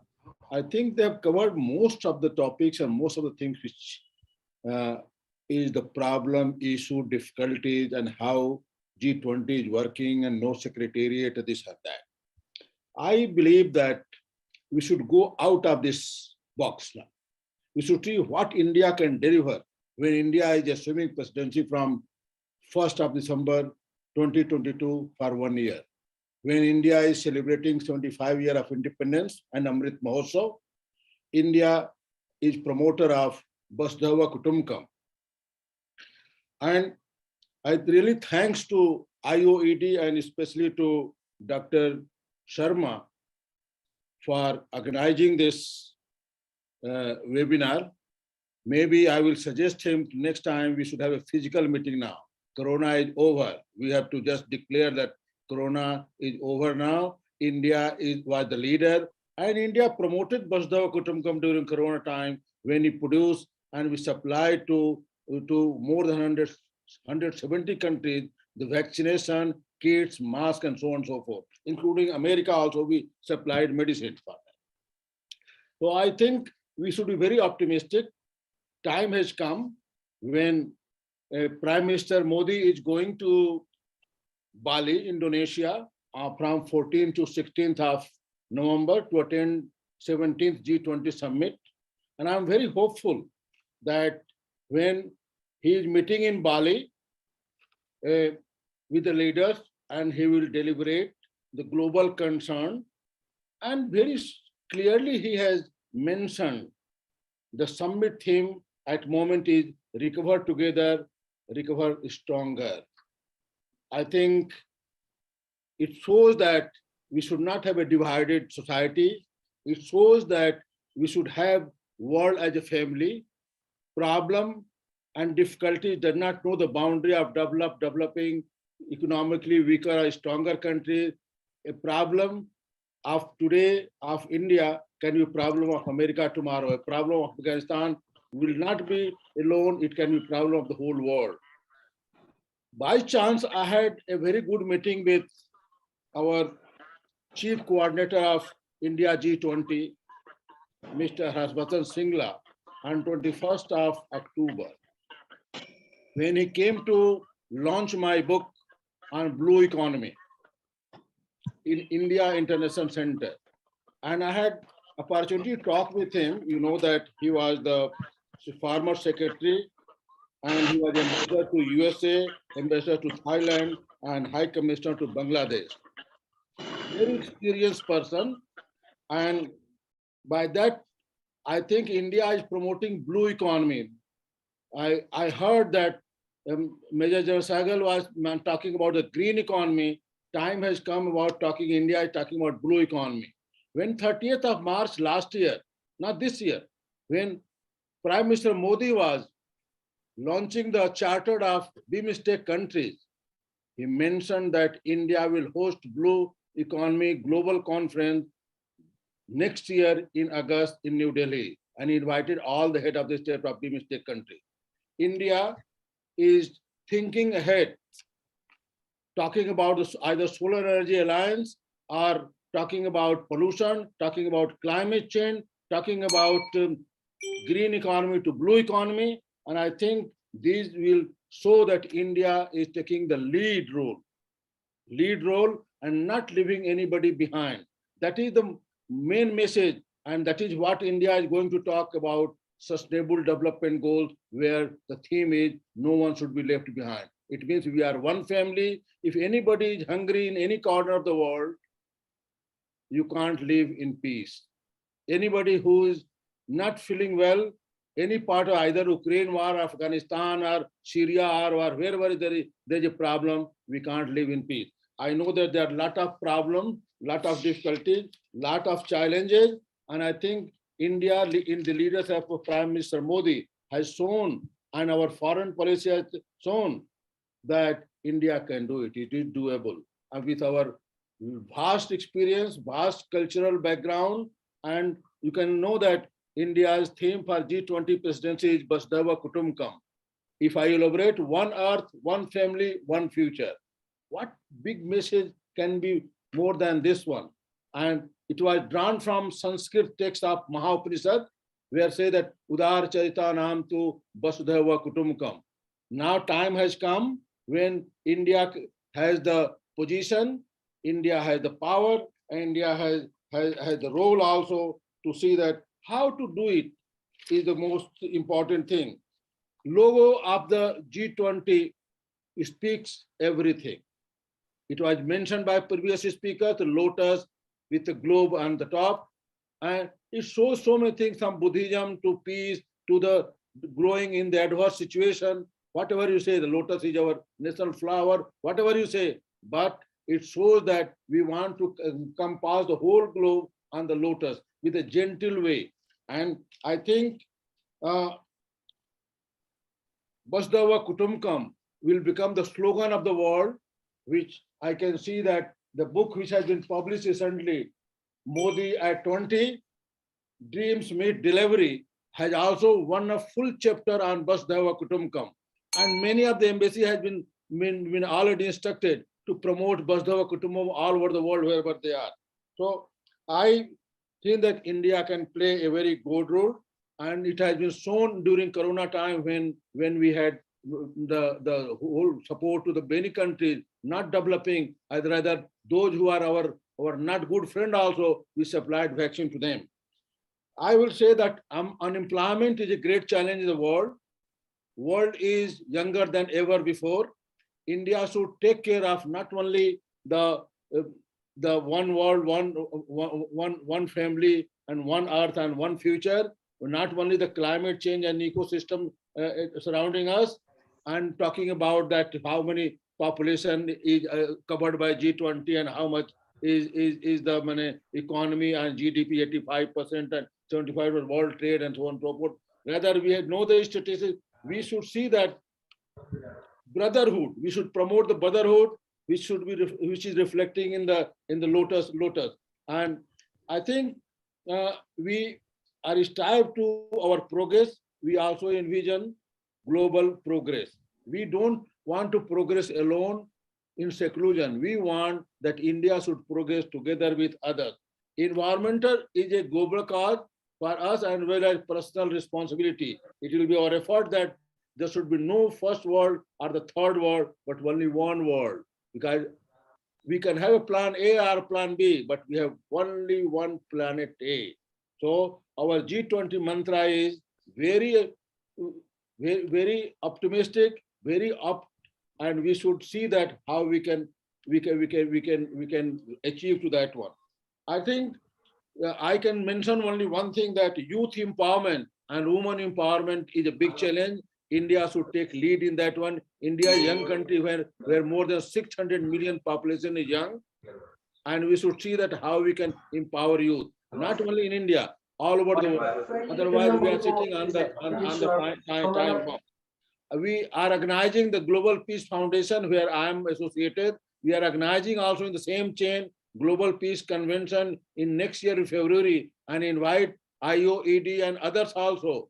And our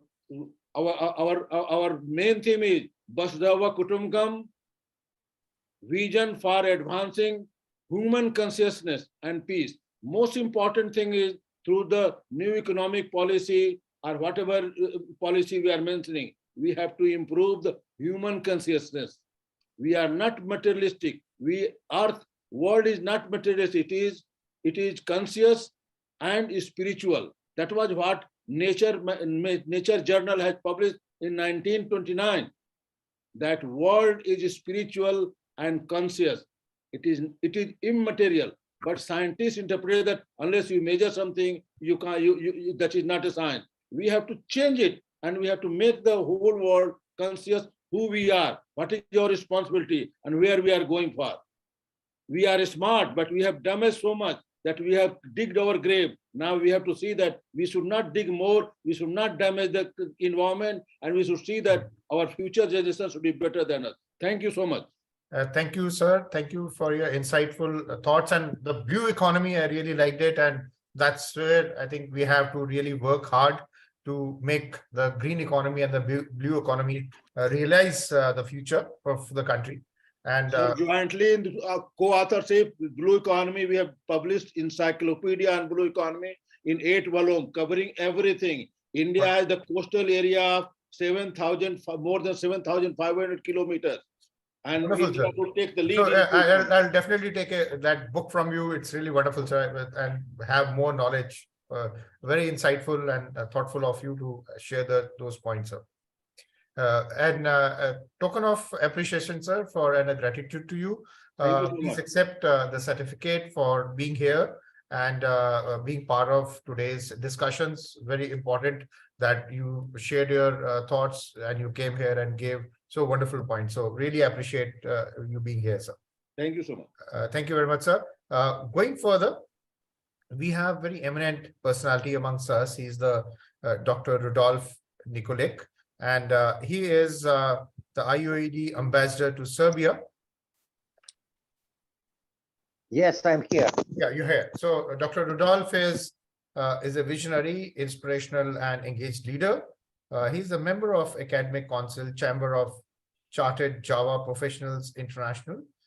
He's a Doctor of Philosophy, major in Public Safety and Security Science. He's a Doctor of Human Rights Science and really wonderful to have you here. So it's a real pleasure to have taken out the time and being with us and to come and discuss your thoughts. Over to you, Dr. Rudolph. Respected Excellencies, members, I would like to realize my pleasure and moreover honor of being here among you all. It's a really honor to me to participate in this meeting. I would like to say something. This is my personal opinion because we are facing now I think the worst crisis at all areas of human activity since World War II.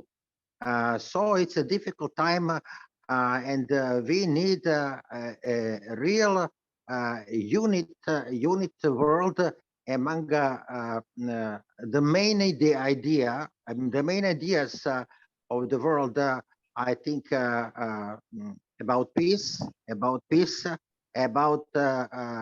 cooperation among governments, not only among governments, but among people, because the people lost trust in their governments in lot of countries around the globe, and also we are facing animosity between some countries, and now the world is separate, which is not good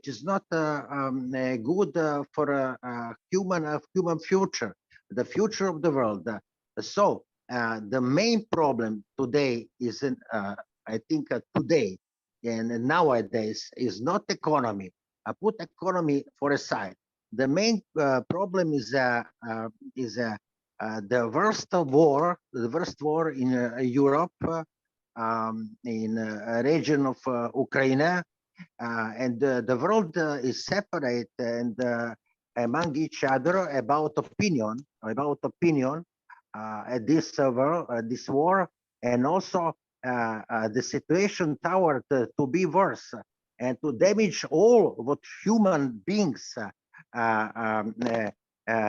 did for this 70 years, might be 100 years in the past until nowadays. So G20 has the real purpose, and also possibility to resolve this situation of not resolve, but the put the path of the way which the world can resolve this situation. India is a country which I most utmost respect and somehow love, because I have friends in India and I admire them. Does have a greatest opportunity to unite the world, because India maintain very smart position among two parties which are in conflict. And it appears they can be not only negotiated, but to put a chance with ideas to the world, and which can be shared in G20 as an idea, and to put stream the world to some better day in the future. I truly hope that the situation will be resolved peacefully, that some negotiation which appears wittily or not wittily will be done successfully, but someone has to push this. Someone really who is not involved, but has a good relation with both sides in conflict, and also, for an example, India has no history of harming any country, any population. India always did right things and remains on the right path of the history. So India,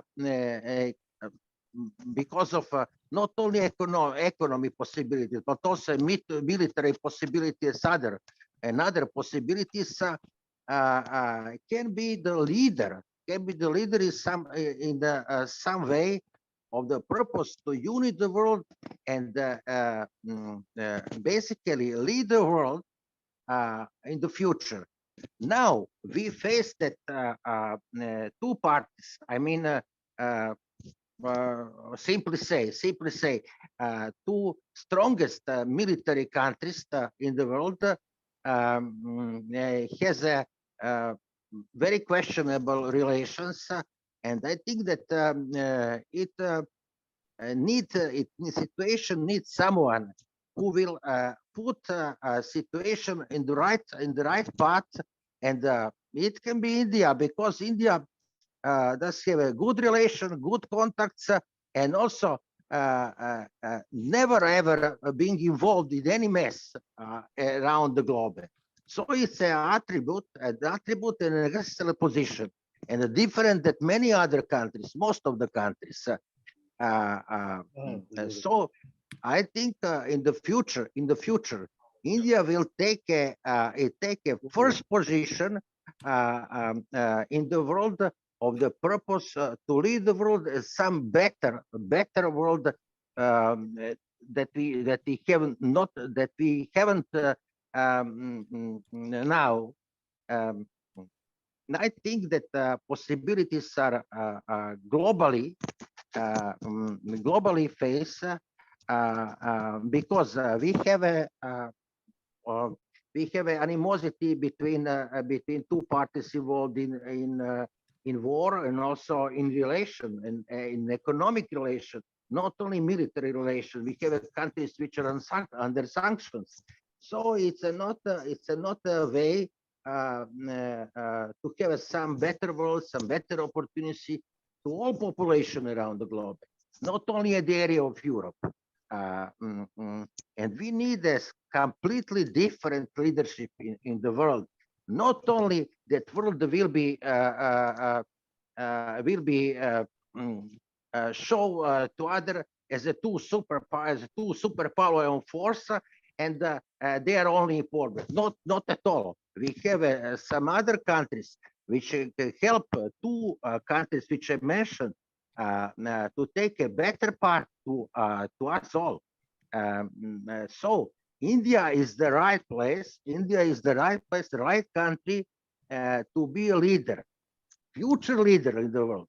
Not be only which have a military, strongest economy. Yeah. Future leader of the world will be a country who knows to handle animosities between other countries, between region, and with experience and excellent background at every situation, like India, for example, can lead the world in many areas and will take the leadership around the globe. Thank you. Also, I would like to say to everyone here that I recommend that we have some meetings more about some items, and that we going further in our opinion and our willing and our best promotion of our organization around the globe, and also promotion about India and all other peaceful countries. India, I think, is the most peaceful countries in the world, and not only now, in the past as well. Yeah. So Dr. Roloff, it's a really wonderful. So we have before 15 minutes to close the session. We have two more speakers on that. So I think you can close it up. It will be a really wonderful to do that. Thank you all. Thank you all, and you're most welcome and most loved. Thank you, sir, and thanks for your time. Really insightful, and you got in very pertinent points of the global relationship which countries and India in particular have played and they are going to play in at the G20. As a token of appreciation, sir, as a token of gratitude to you, please accept the certificate of appreciation. It's really a pleasure that you took time out of your busy schedule and be with us and share your thought. And really wonderful that you being part of the IOD as an ambassador at Serbia. Really, look forward to interact with you more at a later date, sir. Thank you very much, sir. It's a real pleasure. Thank you all. Thank you, sir. Moving on, we have Dr. Sudhir, and Dr. Sudhir Gawane is the former Vice Chancellor of MGM University, a highly experienced media educator, serving since last 4 decades, served as Vice Chancellor of 2 universities, recipient of many international awards, as well as honorary D.Lit.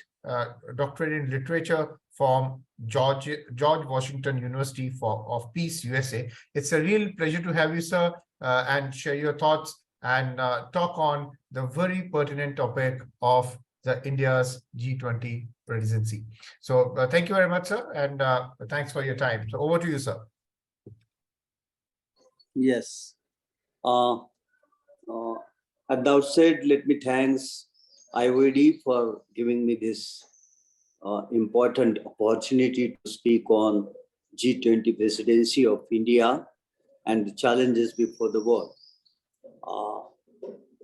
The galaxy of intellectuals spoke here, and the whole discussion and delivery was enlightening to me individually, a learning experience for me. G20 is having GDP of $53,644 billion. And it is almost more than 80% of the world. That is, to be exact, 87.62% of the world. Global population share of the G20 is 4.6 billion. So it is almost 70% of the world. G20, at the same time, climate emission, GSC emission, which is also huge, and it is 82% of the world. So the growth is there, challenges are there, and we have to understand that where we stand. Overall, gross world product GWP of the G20 is 80%. So we can say that G20 is really one of the organizations which covers almost whole part of the world and almost 2/3 population of the world. Now coming to the Sustainable Development Goals, and now Sustainable Development Index has been devised by the United Nations, and in the SDG index, India is doing low, but still, India's ranking in SDG is not that good, about which we should be happy. And our rank is 121st among the 163 countries. 2022. In 2020, we were 117, and 2021, we were 120, and now we have gone down to 121. So India has to concentrate on solving and addressing the targets of SDG 2030, more focused, more emphasizing. And it has been the report of the United Nations that among the 17 goals, we are weak in 11 goals. That is one critical observation, and which is required to initiate more focused contribution and concentration in our actions.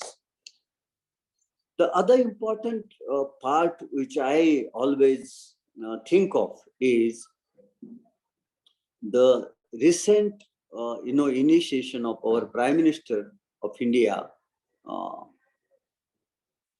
Narendra Modi ji, is about mission of life he has launched recently in presence of Antonio, who is the Secretary General of the United Nations. That life is for next 5 years, 2022 to 2027, 5 years. And the life document is also released, and it is expected that all organizations, government, non-government, universities, colleges, schools, they should follow and practice the mission of life which India has came forth under the leadership of Narendra Modi. And lifestyle for the environment, that is the long form of life, lifestyle for the environment. And I appreciate this particular mission of India, which addresses pro-planet people, communicating and inspiring the common citizenry of the world, not only India, common citizenry of the world, to actively participate in the processes of protect of environment, facing the climate change, overcoming the challenges of climate change. If such kind of mass movement is not developed globally and nationally also, we cannot get desired result of SDGs by 2030, and that we have to admire and appreciate that mission. The action is expected to reduce the natural resources and other important resources, reuse in terms of recycling these resources, and at the same time develop green technologies, recycling technologies to not exploiting the natural resources which our Mother Earth provides to a whole lot of citizenry in the world. Now coming to the most important point which we are avoiding is the war. There's a background noise coming from your side, sir. If you can tell them to not bang the hammer. Yeah. Please. Let us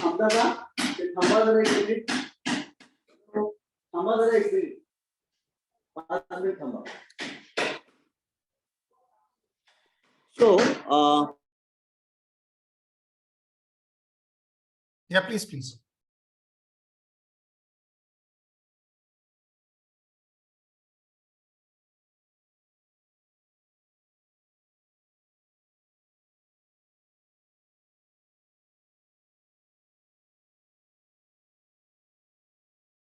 Are you there, sir?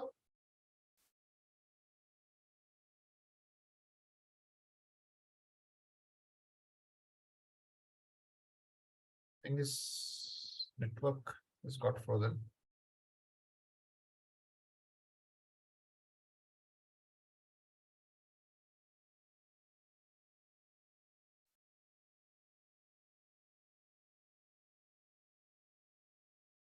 I think he's got left out.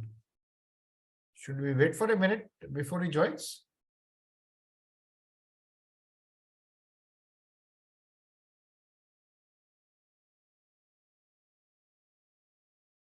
I think we can wait for a couple of seconds before he joins in.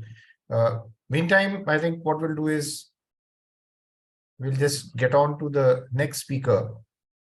And our next speaker is Ambassador of IOED to UAE, Shri J. Krishna Mishra. So he's an educator, he's a visionary leader, and a recipient of many prestigious awards. He's visited more than 25 countries and has sound knowledge of international diplomacy. Recently honored by a prestigious Hindi institute, Bharatiya Kavya Piyush, Boston, USA, for his Hindi poem, Mera Bharatvarsh. I think really wonderful, sir. And he's participated in IOD webinars and seminars, and very active member of IOD in UAE. Really a pleasure to have you here today with us, sir. And over to you, Dr. Mishra.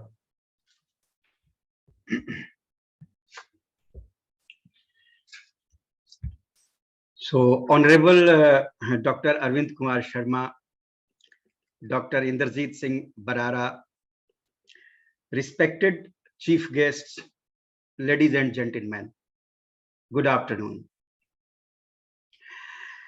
IOED is now India's most prestigious think tank, contributing to India as a whole and to the world to the best of its critics and analysts. So we are really proud to be part of IOED. This is my first comment. Now, G20 presidency of India. This is the most important happening in the current scenario as far as India is concerned. As we all discussed and know that G20 is the most powerful group in the planet. Leading the group for 1 year is something which is the most prestigious for all of us. It confirms the India's abilities to prove the credentials of leadership.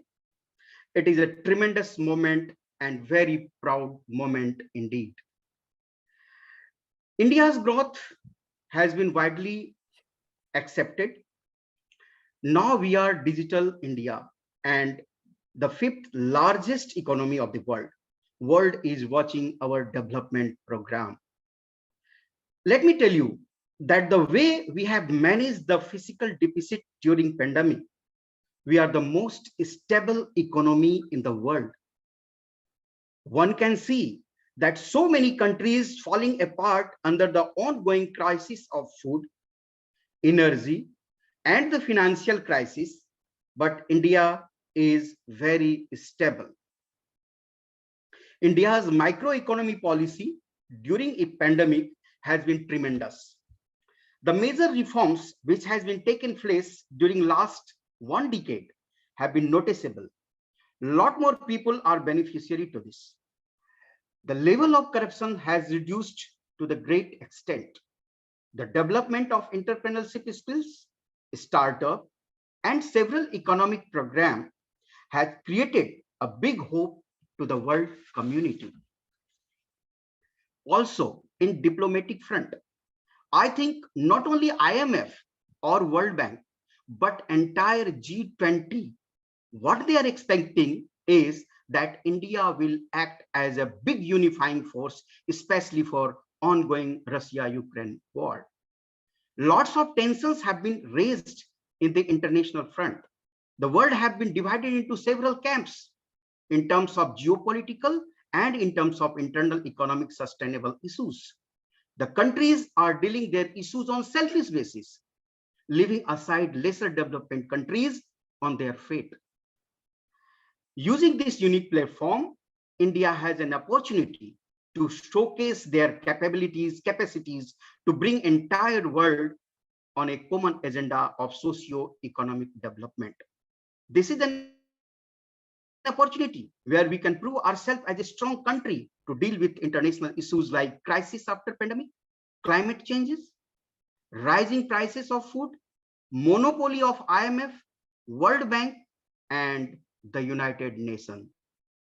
One thing which is pinching every Indian is that knowing all the facts about India, why UN is not giving a permanent membership in United Nations Secretary Council? The veto power in Secretary Council, IMF and World Bank has blocked our decisions on several ways. India must address this issue from this platform and strongly put its nomination as a permanent membership in the United Nations Secretary Council. This is the right time. At the end, I would say that India can play a major role bridging the gap among G20 countries and the gap on several issues between developed and least developed countries. 2023 is going to be a golden year for India. With the G20 presidency, India will seize the moment and spread constructive leadership focusing on climate action, energy security, stronger public health system, technology for public good, and the acceleration of 2030 Sustainable Development Goals agenda with the help of more than 200 meetings, several inputs from think tank of India and several institutions of India. Thank you so much. This is my point of view. Jai Hind. Thank you, sir. Thank you. Wonderful points you have got it, and really summed up lots of things what India really needs to work on during when it's at the helm of affairs of G20 presidency. As a token of gratitude, sir, please accept a small token of appreciation for you being here all the while and being part of IOED webinar today. Thank you very much, sir, and taking out your precious time and giving your thoughts. So thank you very much. So we have Dr. Sudhir again. We missed out, so I lost the yeah. So sorry for the digital interruption. Not an issue, sir. It's always when we're in a digital world, we always have interruptions. Yeah. So I was just last point I want to make here. Let us understand the ground realities. In terms of war, the military preparedness is the word which is destroying the very resources which are used for attaining the SDGs of the whole world. For example, the top 5 countries in the world which are high spendings on the military, USA spending 801 billion. Then China is the second spender, which spends $293 billion. India is the third, $76.6 billion. If these 3 countries put together, you will surprise that we are spending almost 62% of the world military expenditure. And China and USA together, 52% of the world military expenditure. If this is the scenario, 5 countries are spending 80% of the military spendings and expenditure in the world, how we can achieve the global peace for which every country is preaching? I personally feel all the countries should come together and decide that every year they will cut military expenditure to the tune of 25%, and in next 5 years they will cut it to the 50% of their global expenditure, military spending. Unitedly they should decide upon, and this initiation should be taken by the G20 under the presidency of India. And in 2024, G20 is completing its silver jubilee, celebrating its silver jubilee.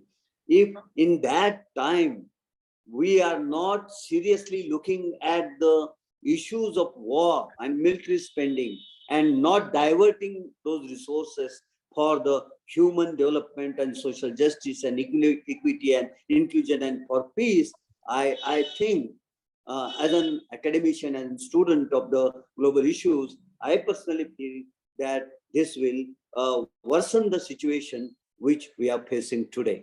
Thank you very much for allowing me to express myself and allowing me to continue also.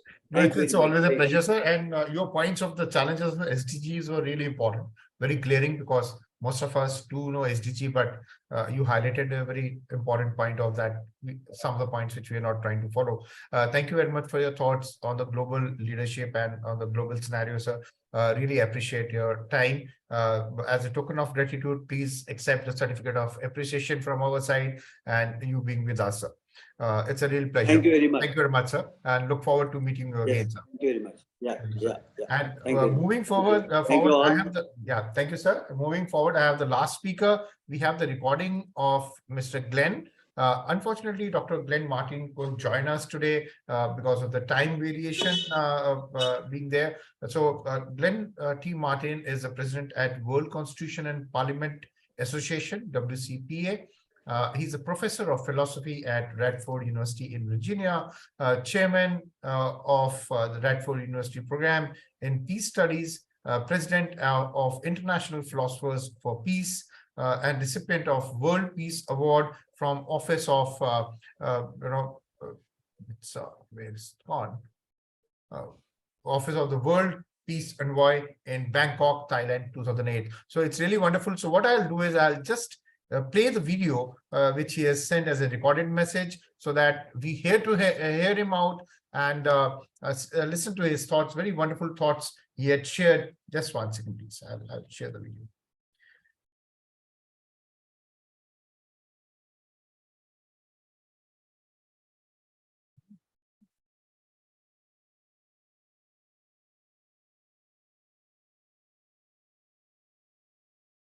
Can you see the screen? And I will share the audio now.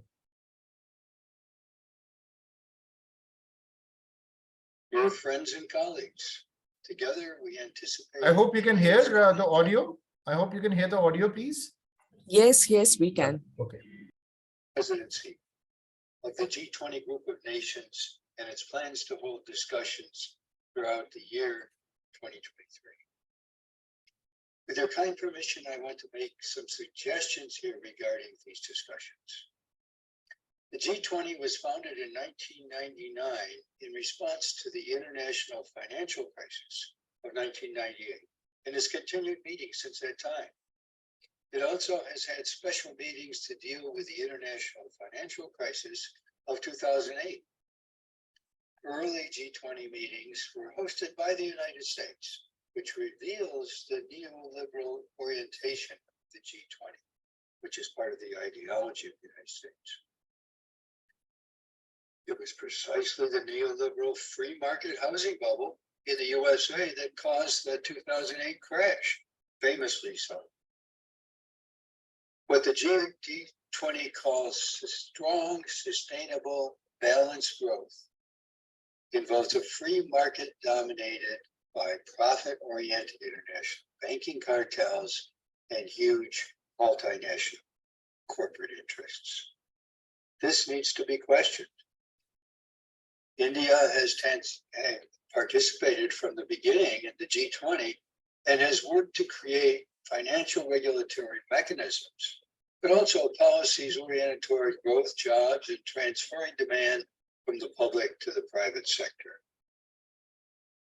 It is precisely this privatization, this transferring demand from the public to the private sector, that many critics conclude is wreaking havoc with the environment and increasing global poverty. The G20 orients itself toward sustainable growth, but the meaning of this phrase is in doubt, since economic growth vastly overshadows the sustainable component. Neoliberal G20 economics overlooks the multitude of voices from environmental experts calling for a re-examination of the entire framework of growth capitalism. Voices such as The Enemy of Nature by Joel Covell, The End of Growth by Richard Heinberg, This Changes Everything, Capitalism versus the Climate by Naomi Klein, The Bridge at the End of the World, Capitalism, the Environment, and Crossing the Bridge to Sustainability by James Gustav Smith, and my own book, The Earth Constitution Solution, Designed for a Living Planet, which appeared in 2021. The Constitution for the Federation of Earth introduces a world financial administration premised not on global private banking cartels as today, but on global public banking. Public banking, under which money is no longer created as debt to private profit-making institutions, provides the necessary financial apparatus for a sustainable non-growth economy. When India holds the G20 meetings around its country as planned for next year, 2023, let us hope that the options provided by the Earth Constitution become part of the conversation. The G20 will not save the planetary environment through a neoliberal ideology. India needs to take the lead in reconsidering the economic ideology and assumptions of neoliberalism and endless growth. The environmentalists I quoted a moment ago, whose books I cited a moment ago, all agree we cannot have infinite growth on a finite planet. I hope this conference is successful, that we are commencing today, and I hope these ideas will be part of the conversation. May God bless us all. Thank you for your attention.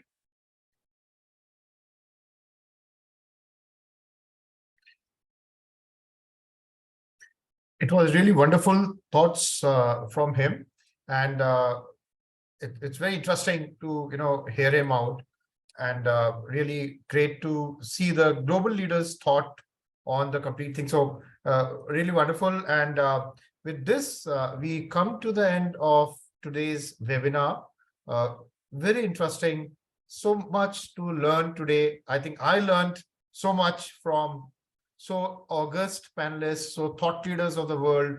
And we had His Excellency Shri Garbuchi on the platform with us, and he was there for quite some time today, despite his busy schedule, and all the other panelists who are there, General Anil Malik, General Astana, General Sehgal, Dr. Sudhir, Dr. Markanday, Dr. Mishra, Dr. Anuradha, and sorry if I have missed out any of the names, but then it was really wonderful that we could, and Dr. Rudolph, and who was also there, and not least is Dr. Arvind Sharma.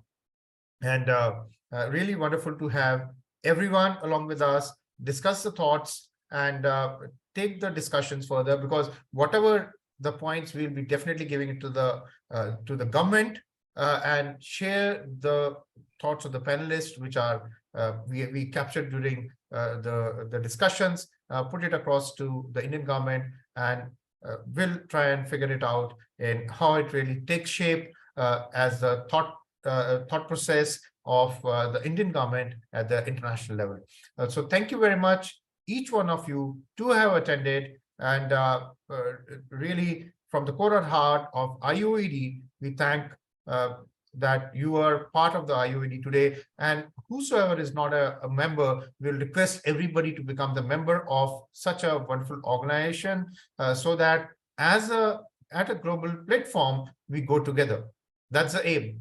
And like I said at the starting of the panel, when I told that IOED is United Nations ECOSOC, so that's where the major important play, or the kind of role play we have to at the kind of platter of IOED.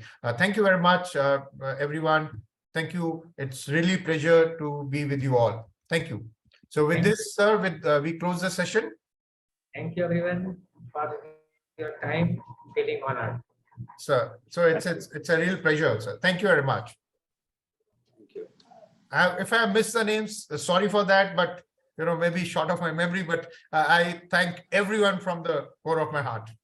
Thank you. Bye-bye. Bye-bye. Bye. Bye-bye. Bye.